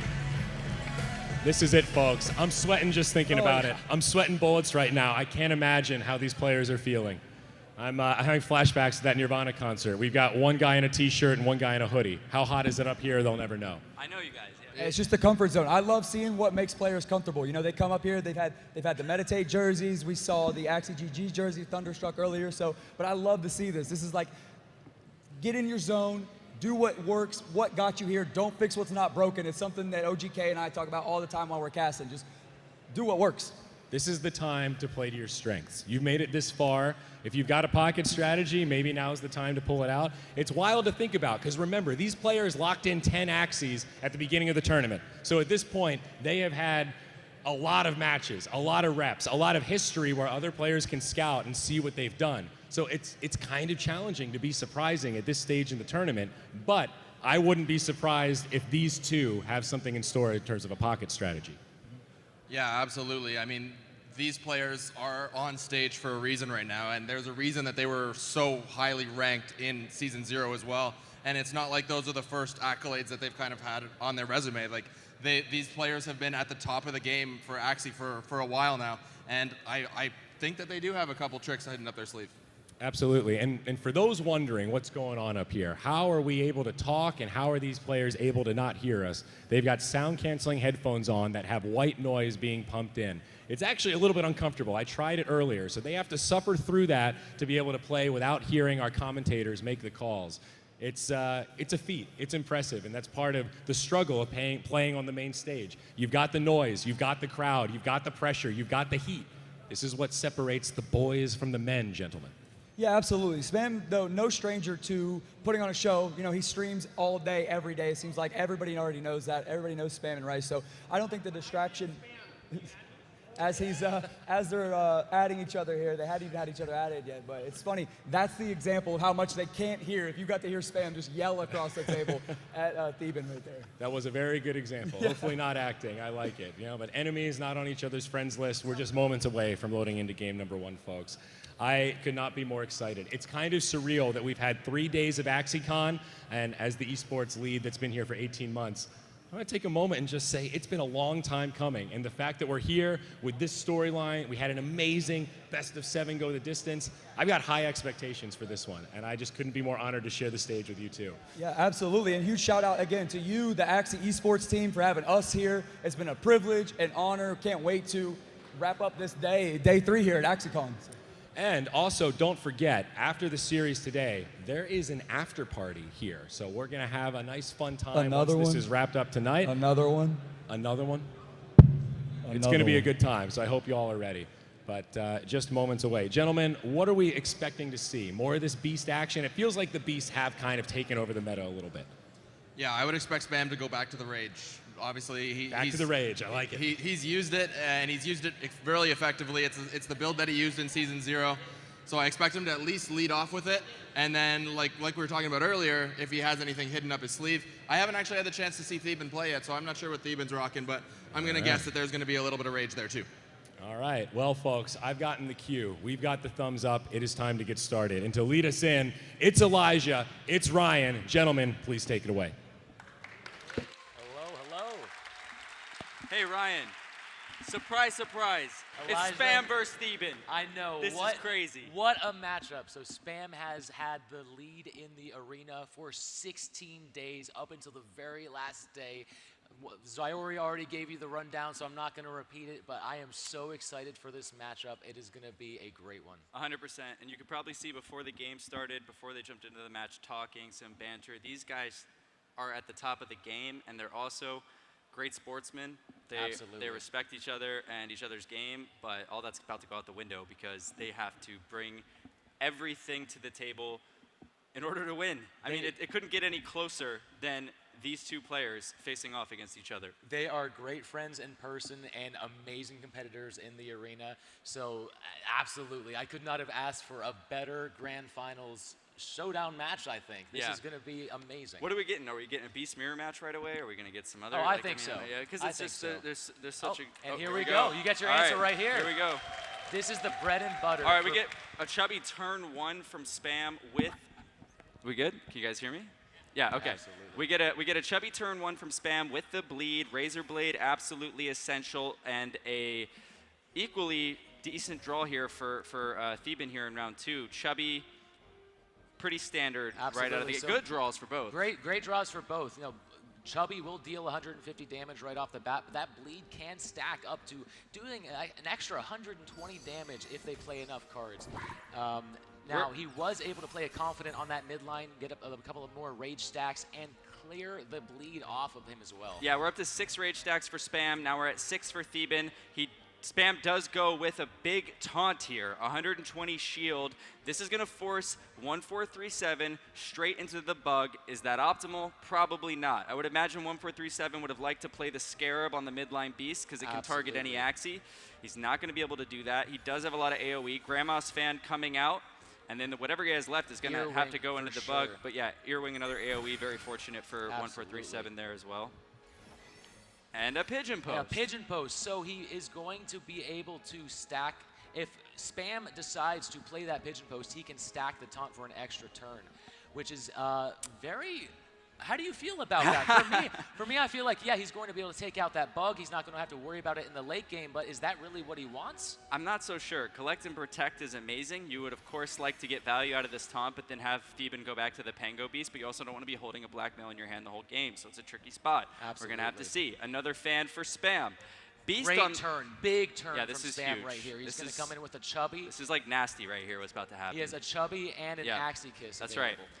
Back line down to 77 for 1437. Innocent Lamb for the Cottontail for an extra energy and Axie And this Kiss. Pocky, Pocky is a Rocket Stamp. Oh, it's a Rocket What? Stamp. No, he goes with the Axie Kiss to the back line. Theban can't play any cards. Bleed on He's the gonna back need to line draw will confident. prevent- Exactly. He's going to need to Bleed on draw that back confident. line. Oh, wait, unless he draws into the Anemone. If he draws into the Anemone, he or could the heal confident. 20 health. Or Cottontail, that'll Cottontail work. will heal him too. He'll be able to do He has options. something here. Yeah. Absolutely. We'll see. I don't know if it's quite enough. What does that give him? 2 attacks? Yeah, two attacks. 2 attacks. Well, he that's actually correct. doesn't even have anything on that beast except a Risky Fish that he's been holding on to. Risky Fish and Earwing. Yeah, really lackluster draw here and amazing play by Spam. I mean, he's got his Theban on the ropes. Heavily on the ropes. Next turn, Spam is going into Rage mode on his midliner. Yeah. there's nothing 1437 can do about that, considering the backliner is still He taunted. even takes less healing, not that it matters. He still just gets 2 straight-up attacks. Right, because he's- of the doubt. Yeah, that's right. He does get the risky fish. Looks like both backlines should be dropping here. So Bug goes down for Spam.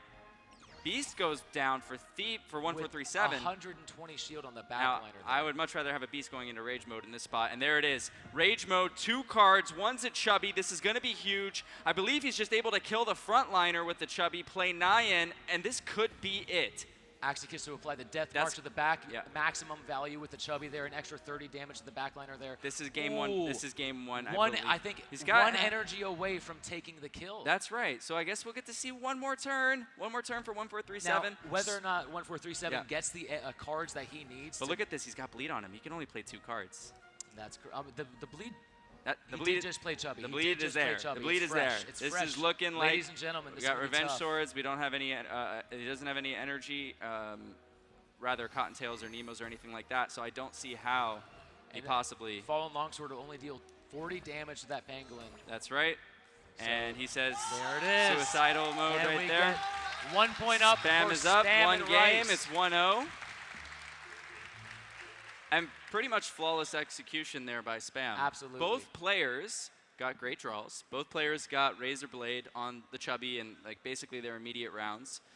And I believe now it's going to be Spam's turn to decide if he wants to go first or second. Yes, that's correct. So Spam will be able to choose whether he wants to go first or second, which means he has a lot of potential here to completely outplay 1437 by counter-picking against his team. Now, whether or not they're going to change it up or just continue playing with their bread and butter, because this is what they've been playing since the beginning of the tournament. This is what they played to finish out their ladder in the arena. So it really could go either way. Yeah, it really could. I mean, I don't know. Maybe we just see a mirror match all the way. We just see the Beast. It's so powerful. It's what got them to the top. Absolutely. I don't even know what you switch to because just the overwhelming damage of AoE, of Rage, of Fury form. What do you do? It's so overpowering. Yeah. I feel like the only counter to the Rage AoE is a better Rage AoE comp. Right. That's correct. And I think unless there's, there could be some tricks up the sleeve. We know that backdoor compositions can be strong. If you can kill the Beast very quickly. Now the problem is you really can't because both players are going to be so defensible. Like Spam we saw there, got the taunt. That's a 4-turn taunt with Ant, which was a terrible card in V2. Yes. Now, very strong. Well, I mean, it was even a bad card last season. Yeah, that's right. I mean, it's crazy how as soon as the meta changes, I mean, as we get more access to runes and charms, as more things are discovered about the game, more and more creativity are coming out of these cards. Axies that were once at the very bottom of the floor are now seen as some of the best Axies in the game. How about when we thought, hey, where's the love for bugs? Like this season even, we were like, wow, no one's playing bugs. Those things suck. And then at the end, it's on every player's team on the leaderboard in the top 15. And collect and protect. Almost every player who was in this competition had at least one bug in their Axie pool. Fascinating. And I really believe that if the game went on, didn't get patched, of course it will, that in 2 months, there's another Axie that no one has thought of that they would revert to. This game has so much depth. That's what we're going to get to see in the future. And we're going to continue to update, continue to make it better. We're in Season 0. We were just in Alpha. You could argue we kind of are still, but this is really shifting that. Look at the stage we're on. Look at the competition, the prize pools, the turnout. And I think we're just going up from here. Absolutely. I'm on cloud 9. I'm ready to go on cloud 10. Yeah. So now, speaking of those underutilized Axies, how do you feel about mechs at the moment? Because I feel like they have seen no love this season. They haven't. Yeah. Right? But what's the new rune coming out that's providing the ability for sustained teams to look good with mechs? It allows the mechs to retain their shield throughout turns, which means you can stack up as much shield as you want. You can get up to 1,000 shield, and then play something like a Scaly Spoon.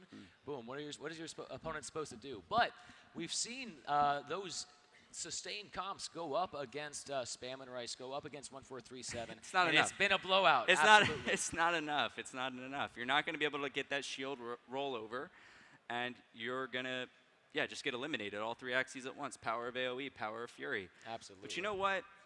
There are things that are probably extremely overpowered, certain combinations, certain decks, certain Axies that no one has thought of. They just haven't yet. And I know because it's so centric on Endless Anger, I understand. But the game, what is it? I don't know. What's the math? 6 body parts? 6 body parts. 4 classes. That's Axie squared to the 10th degree. There's just too many possibilities. Here we go. We're in game 2. The next match Spam versus 1437. Spam representing Quest.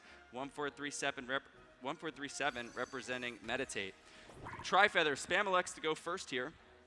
And he's going to have negated a little bit of Theban's healing, but he really doesn't have any except for that an enemy on the back line. Now, that very unfortunate they drew into the Pocky on turn 1, right? That is. Because the Pocky is what's going to allow him to get through that backliner, to target that backliner, apply taunt, and then follow up with a couple more attacks. But drawing it on turn 1, you're getting very little value from that card, so he just opted to play Tri-Feather instead. This is a phenomenal draw for 1437. He's got Grandma's Fan, he's got some AoE ready to rock. That fan will be on his opponent for 4 turns, and he's getting it right away. Now, this backliner. Oh, wow. I've yeah. not seen Mary used in this way. Yeah. What a way to outplay AoE. Potentially. We'll have to see, but yes, quite a creative thought. I think, have we seen him play this tournament? I do not believe so. Not me personally. Yeah. Another caster may have. However, Spam knows it's available to him because both players knows each other's selection of Axies, so he's aware. He probably saw that and right away thought, okay, that could be Gaia. No, those are all beast parts on the frontliner, which is crazy, but it's a plant. Exactly. It's a plant. It's got Gaia's Embrace. It gives 50 extra energy to the rest of the Axies. That's amazing. Heading into turn 4. Fairly even at this point. Nothing monumental has happened. We've got an Earwing, 37, 34 damage. He does have a Lazy Snail on that Earwing, so now both players both have weak on every single one of their Axies. That's 20% less damage on every card played. Massive. Massive. But equalized, though, because they both have it. They both Spam got and it Rice in. has a huge turn here. Oh Yeah. my gosh. So Chubby is going to apply Bleed and do huge damage, especially if he plays Confident before going in with, oh, I'm sorry, the Chubby is, there we go. We see the Chubby going off on the frontliner here in just a second after playing Confident to get the Rage stacks on the frontliner as well. That'll do an extra 4 damage on every single one of those hits. And even more because 52 they're with Bleed, oh my gosh. vulnerable as well. Axie Kiss to the back line. Now that the weak is coming in first, right? When we do the calculations, weak will reduce the damage by 20%, and then what is left there will be increased by 20% because of the vulnerable. Right. Okay, and right back at him with a big draw. We got Chubby with a Razor Blade. Larva for card draw plus another extra energy. Now, is he going to be able to get some sort of crazy, like, 4 or 5 card combination off here? We're seeing a Larva. Now, if he discards a skill card, it'll go up to 4. He doesn't. There's Earwing, takes some damage from the Bleed.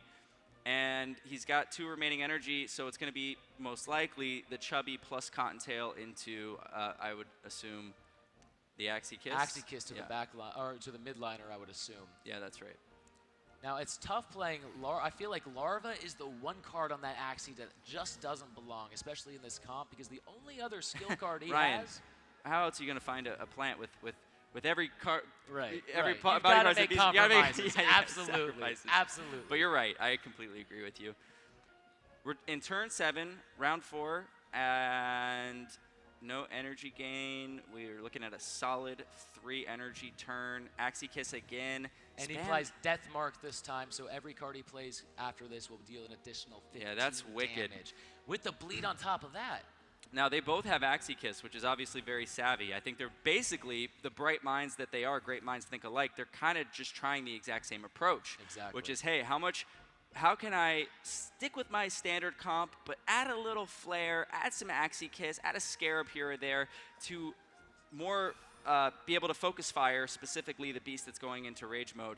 Now we're at 8 for Theban, 8 for Spam on the Rage stacks. So we got Fury mode coming up for Spam, but before that can happen, he has not, I do not think anything in here is going to get a kill on the Endless Anger Beast for Theban. So it won't be an execution, but it will be some 70 damage. Are you kidding me? 70 damage is What insane the without even Vulnerable on there. Imagine how much damage that would have done if Vulnerable was there. Yeah, that's crazy. Now, also, forgot to mention that there's that ant coming into play. So Theban can't even focus fire the midline because he had the 4-turn taunt on the backliner.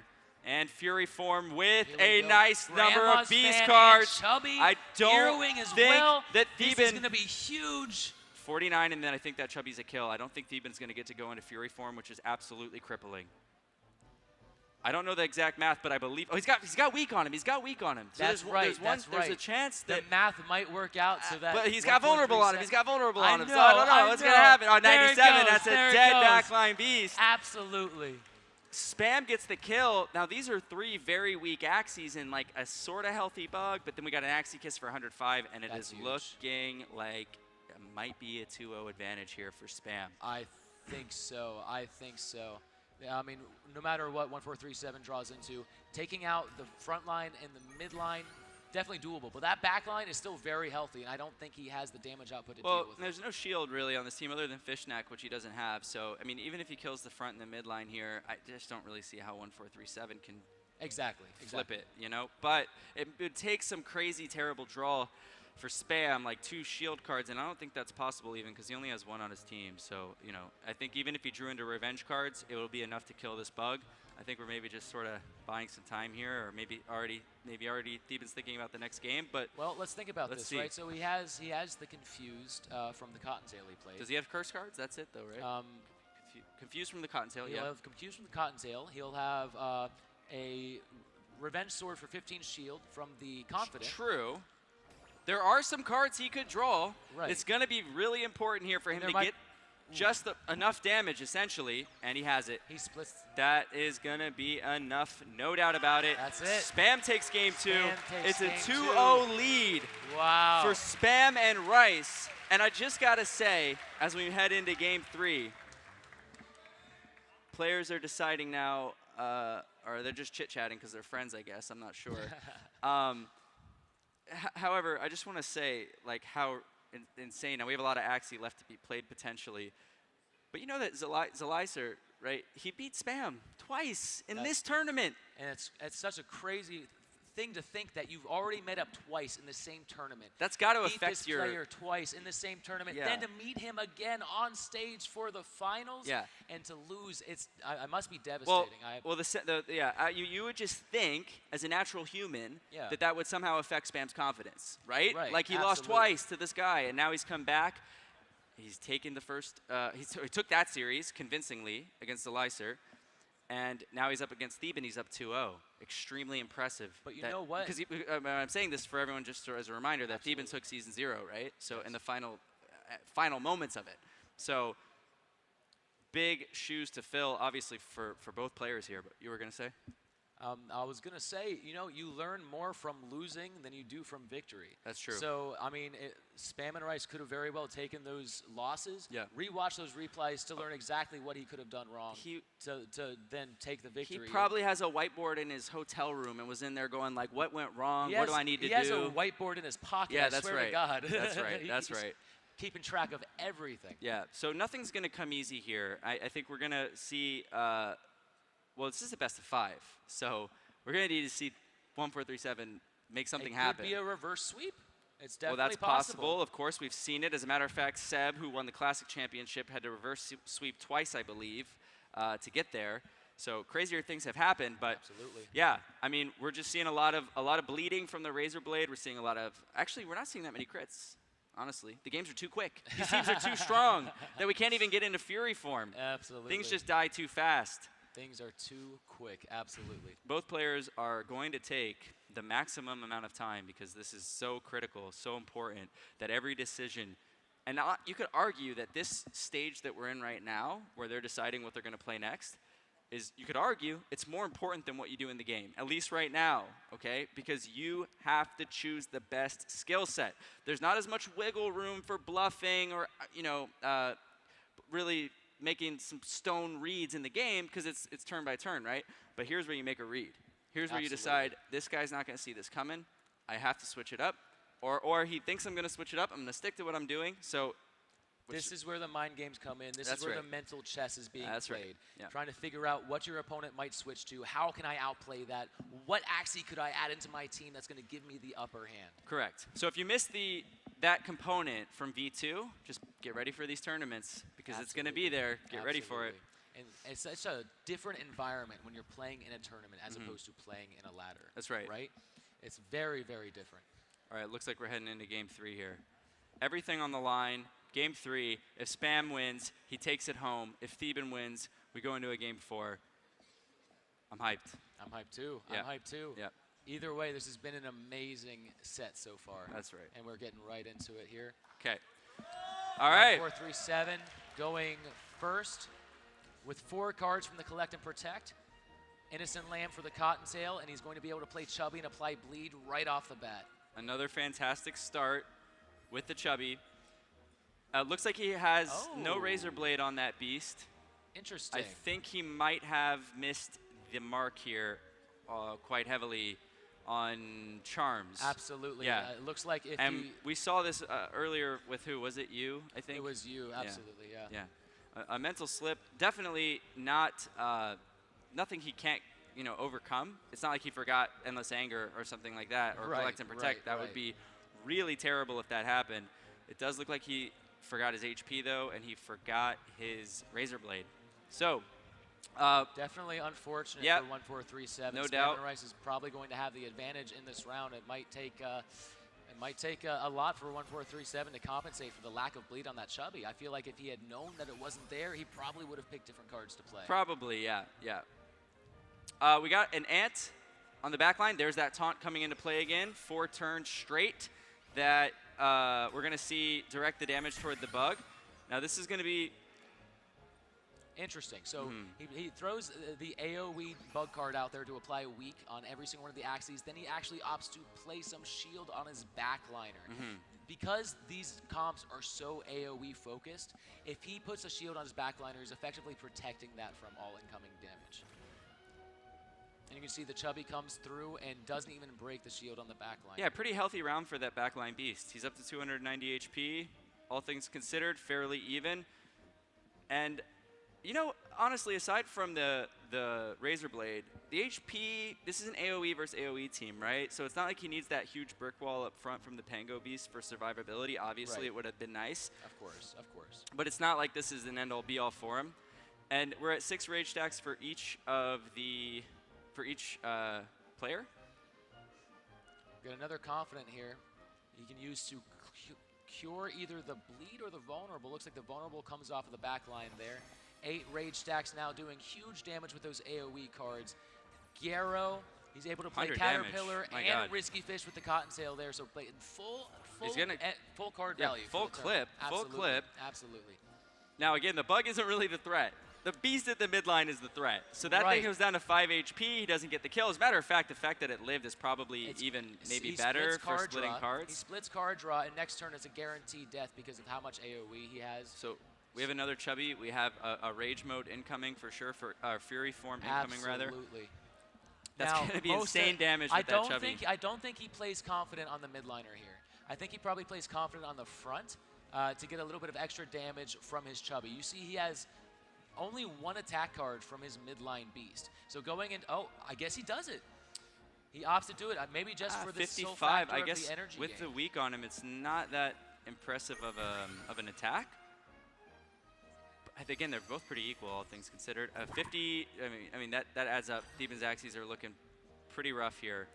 So I guess he and just Anayan, went into Fury mode solely to get that extra energy. And it worked out. Look at what he did. That's massive damage across the board. We do have a Fury form for 1-4-3-7. How many AoE cards? It's just 1 in Tri-Feather.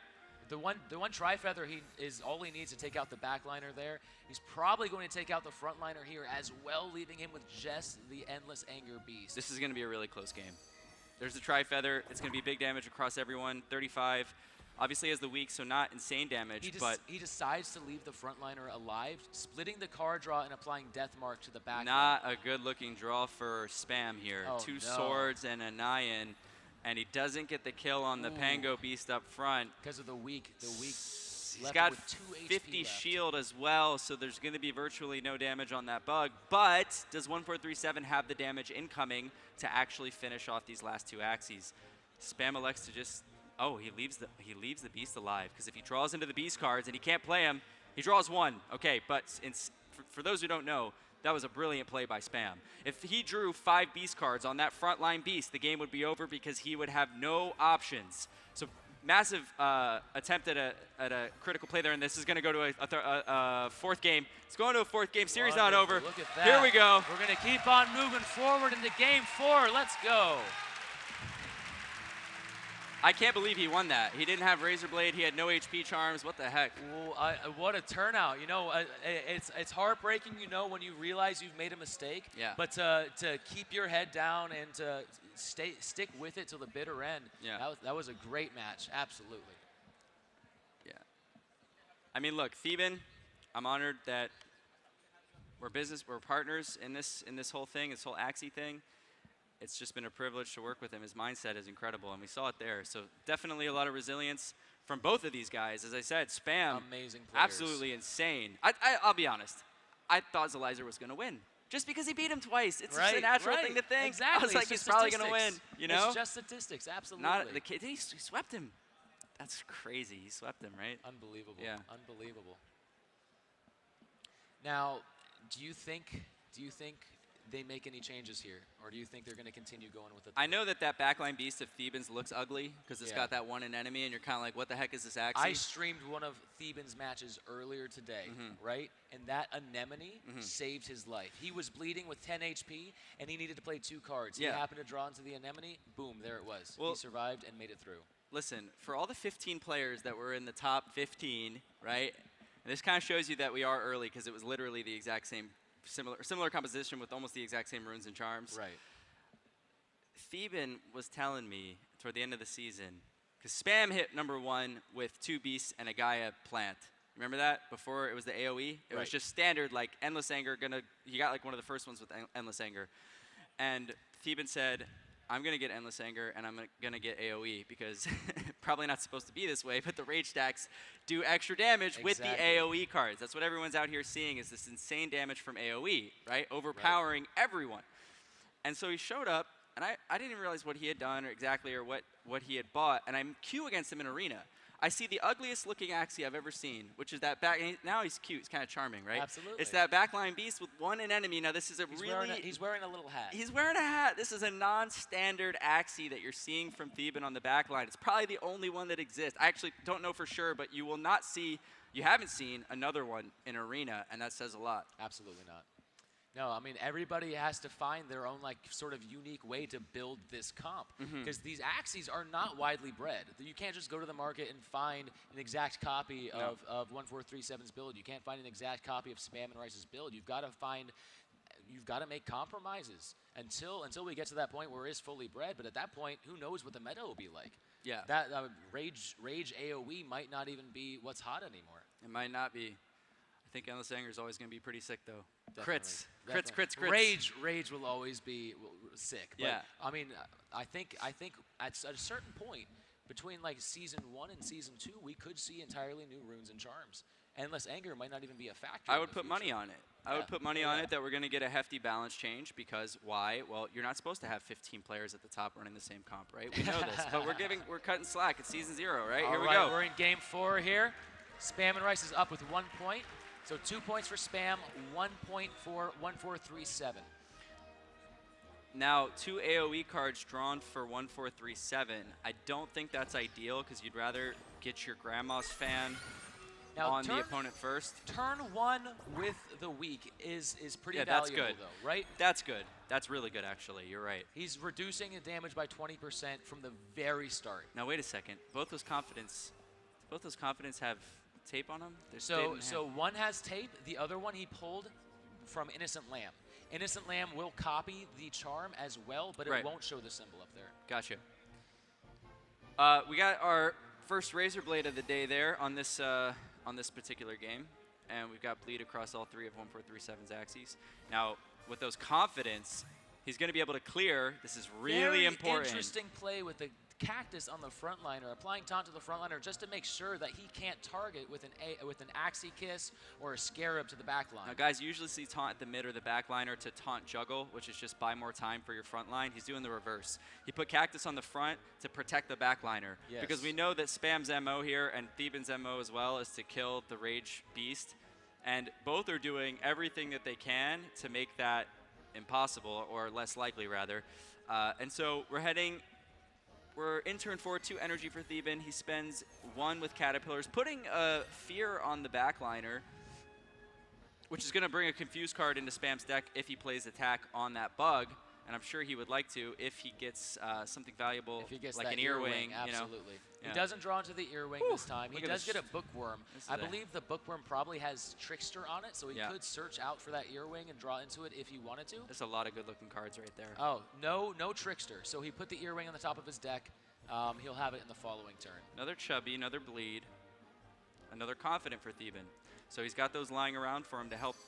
Now, if you see, he's actually put a rocket stamp on his little branch. So he could have bypassed his front two Axies and made that little branch go directly to the back line, but 1437 taunted in the front, disabling that from even being an option. Essentially switched up Spam's whole game plan right there. Absolutely. Oh, we got a lot happening here. So that's going to be a Fury form. That's going to be a rage lot of stacks with the AoE. Confident, Oh goes my right god, into this is Fury. going to get ugly. Grandma's fan, earwing, huge damage right here. Now I expect to see a massacre across that back line. Bug for sure. Now how Earwing's much is about the to be rest of it massive. going to do? 73, 73, 85, 85. 65. Oh my god. That's crazy for AoE cards.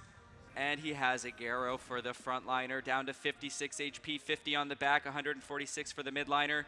Theban's Axie's looking healthy, but anything can happen. It's Spam. Now the back line goes down. He does not bother with the Rage Beast. He says, you know what? I don't want you to redraw Ant. I don't want to deal with your bug anymore. I'm sick of it. Interesting. Now he's got confidence. Confidence for Spam. Spam can go into Fury form. Fury mode here. He's going to return the favor. He's got no cards. That's absolutely true. But you know what he does have is he has Little Branch. Yeah, but on the front. So. Oh, I see. I think the Tri-Feather does drop the backliner. Down goes the goes. Rage Beast, but it's definitely advantage Theban here. He needs damage though. He's got some funny-looking Axies. So even right now. Drew a lot of damage. And on Spam and Rice's side, he has two Axies about to go into Fury mode. If we go to a game 5, I'm gonna lose it. Dude. It's gonna be amazing. It's gonna be amazing. So we'll have to see. So he's got Scarab and Axie, two cards that can target the back lane. I mean, he's going to drop the backliner, and then I think this is just a KO. Or, no, not enough. Actually, not enough to kill the no, that's not a Pango Beast. That is a non-Pango, but he has 6 HP remaining. I don't know what his way to gain stacks is. I don't really think he has one to go into Fury form. I feel like instead of playing the... Oh, he plays a Bookworm! The Trickster! Oh, my Trickster God! on the Bookworm! GG! Oh, my 1437 takes it to a game 5. Out of nowhere! Wow. Out of nowhere. The Trickster came in clutch. Let's get some noise in here. Come on. Come on.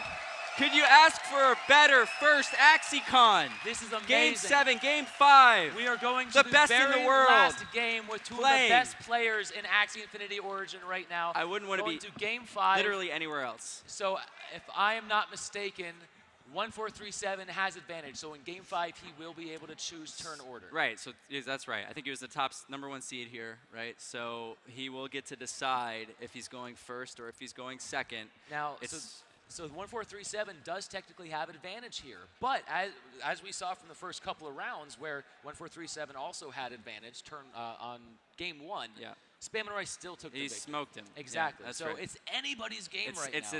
It's anyone's game. By the way, we got some numbers on the first round, second round win percentages in Arena. For those that don't know, it's like damn near 50-50%. Right. It's like maybe 51.5. Like. I think it's 50.01 and then 49. You know how exceptional that is? Like, we were just recently in Alpha season in a situation where, what was it, 60, 65? It was 60, crazy. 40. Like, I think it was second. I get confused because there's been so much back and forth with that. Right. I think it was second. Going second just resulted in a win.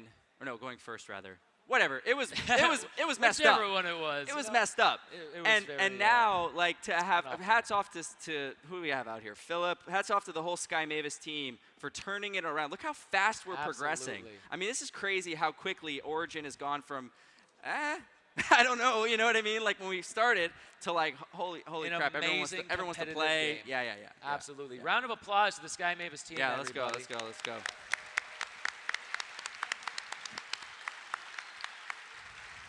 So again, probably going to be a while here, and totally deserved, right? I mean, everything on the line here.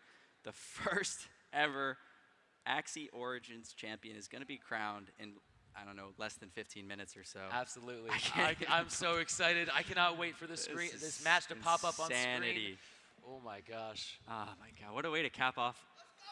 Just an amazing. We got Cairo. Was that Cairo? I'm hearing noises. A lot of chanting coming from the crowd. We got the Quest guys right here, up front row. Everyone voting for their favorite player out here. This is great. Yeah, here we go. We're jumping into game 5. This is it. Everything on the line. Spam versus 1437. The dream for every viewer at home. Right. These guys are like looked up to at the most out of any player. Absolutely, Yeah, absolutely. yeah, 2 of the best in the world. Yeah, that's right. And All right, here we go. Here we 1437 going first. They've stuck with the comps. These are basically their arena comps. It couldn't get more classic than this. It's a rematch of arena. Earwing right away with the weak. We talked about how good that is. Absolutely. So Innocent Lamb and Innocent Lamb and the Confident actually instead of Cottontail. Why? Cleanse. He needs to heal. He needs to keep his Axies clean. He's got bleed. He's got weak, right? He wants to make sure that he stays as healthy as possible from a damage taking and damage dealing perspective. I think that was more important than one extra card being played. Now Spam does draw Ant here. I don't know if that's a good thing or a bad thing. I feel like Ant is something you want to draw somewhere in the middle of the deck cycle, right? I think so. Not necessarily on And turn 1 he or lets 2. go, of course, because Chubby's just way too good not to play. He plays a Bookworm, and so at least one of these bleeds is coming off of an Axie because he does have that Confident. He's got 2 Confidence. 2 Confidence. Okay, so that's going to be... Oh, they both have sticky tape. I forgot. That's right, and that's going to be a lot of rage stacks. Now, is he going to... he's probably going to hold one, right? I have to imagine he's going to hold one, right? Yeah, yeah. Next, yeah. I'm not really next turn, he's going to go into Fury Mode if he holds that, and if in case he gets weak, he's going to be able to cure that off at the same time. Now we can see with a team this aggressive, Earwing for Spam here. He has some nice. Oh, he kept the Confident for the weak on the back. That's what I was just saying. Absolutely. That's pretty crazy. But the hard thing is now Tri-Feather comes in. I don't know if the Confident is going to cleanse the weak or the doubt. That's right. We'll have to. That's right. That's right.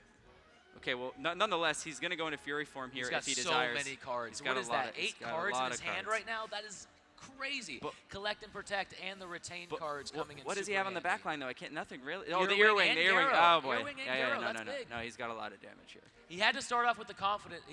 He goes into Fury form here, Ryan. This is going to be huge damage. 61, 71, 61. Absolutely. Now this, we are seeing advantages of going first with teams that are just this fast. And Spam loses his frontliner. He had almost, I don't remember if it was 7 or 8 cards in his hand, but he still gets the full clip. He's playing literally every single clip. Every single card in his hand is now gone. That's insane.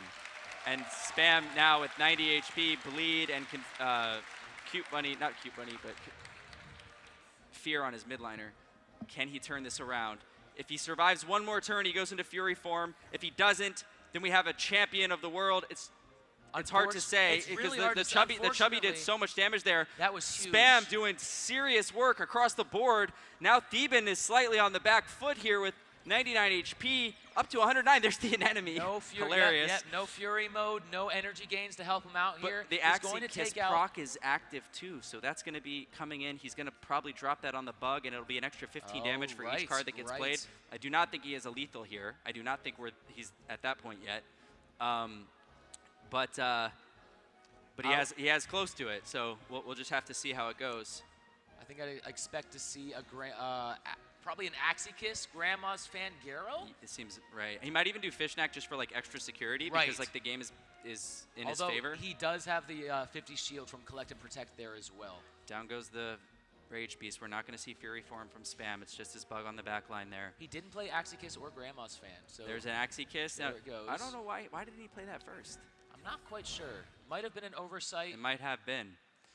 So now that bug also has 50 shield on it. We get revenge cards. We get a Unfortunately, the Collect and Protect only gives him 30 shield because he has Fragile from the not enough. Garrow. Now we gotta wait for the draw. Wait till it's over. It's Origin. It's Axie. Things are unpredictable. We really have no confirmation of anything until it's 39 shield. And Theben's so weak. He's so weak that he needs damage.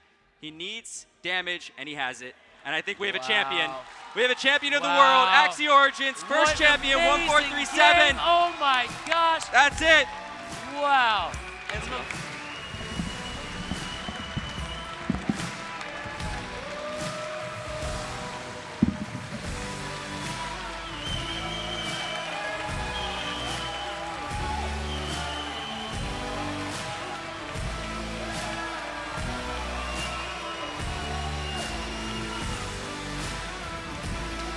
Woo!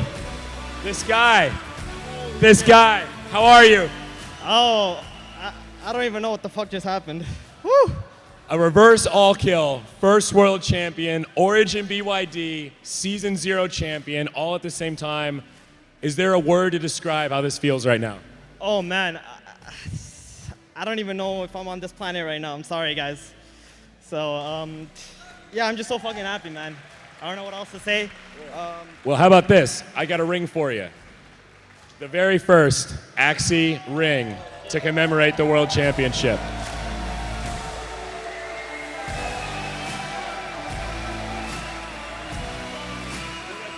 Sure, go ahead. Any finger? Any finger. Oh, okay. Pick a finger.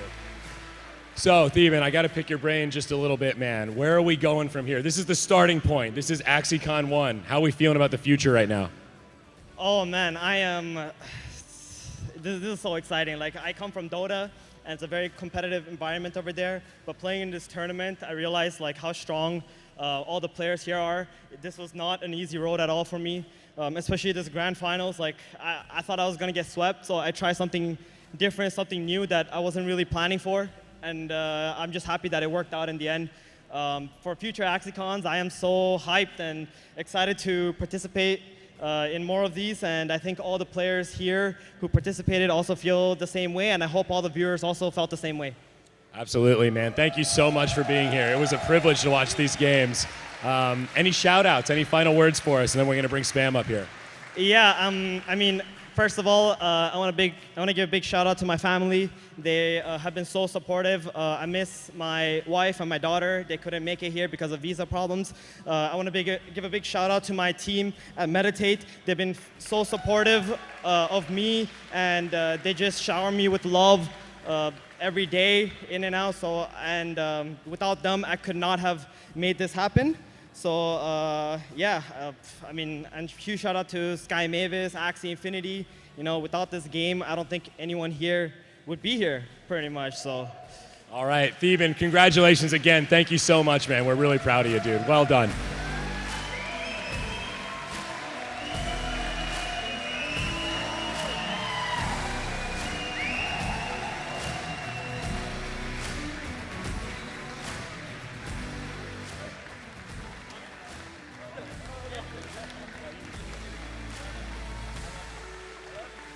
All right. Congratulations once again, Theban. Well deserved. Now, we're going to talk to Spam and Rice real quick. Spam, first of all, congratulations for making this far. Thank you for chatting with us despite losing that final series. How does it feel right now? I know you must be a little heartbroken, but how are you? No. I was already a winner before I came here. I mean, before I lost. You're still a winner, bud. No, because I didn't expect to be, like, I went on a really bad spree and stuff like that. So today I was just, like, really lucky and somehow made it here. And I was like, I was telling Theban, I was like, you know, 50K, 75K, it's decent. That's pretty good. No losers when you make it to the main stage, right? For sure. Yeah. Anything you want to say about Origin right now? I mean, dude, the stage is yours. You've had a crazy road. You were #1 on the leaderboard for a while. Like, talk us through the emotions, man. How are you right now? Dude, this is my first time ever playing anything live on stage. Oh my, did you guys see me shake? I couldn't, like, stop myself. But it was a blast, man, and I love Origin, of course. I love all the people like cheering me on. I love my teammates, Quest, and everything like that, and like all my friends, you, all Sky Mavis and stuff like that. I'm ready to party. Me and Theban are about to like go pretty hard, and I hope everyone here joins us. It's gonna be really fun. Deserved. Now, I do have something for you for second place. Do you mind if I put this medal on your neck, sir? Because it would be an honor. Yeah, for sure.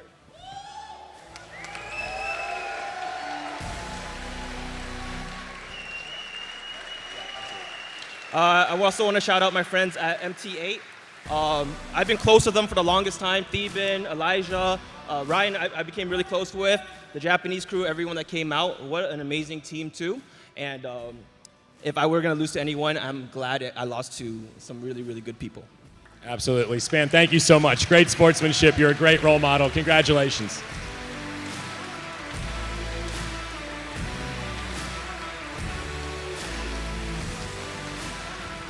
Folks, this has been an amazing journey. Seeing this room full of people, seeing so much passion in your faces during this finals, I cannot express how much it means to me.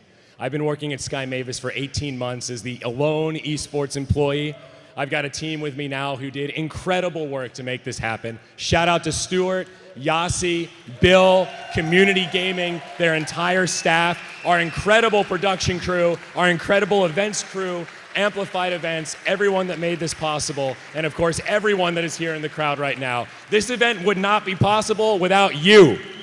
You. So sincerely, thank you. When I joined Axie Infinity, so many people in my esports network said I was crazy. They congratulated me on ending my career, and seeing all of you here reaffirms that we're right. We're here to stay. We've got something special. This is big. So please join us for the next AxieCon. We have a big party coming up here tonight in this venue. It's right around the corner, so please engage responsibly, but have a lot of fun tonight and blow it out. And wait, we've got one more announcement. Esports is not done yet. We've got Esports Grant number 3 coming up. Method, the guild, already on the grant. We have $2.4 million in AXS coming for esports over the next 3 quarters.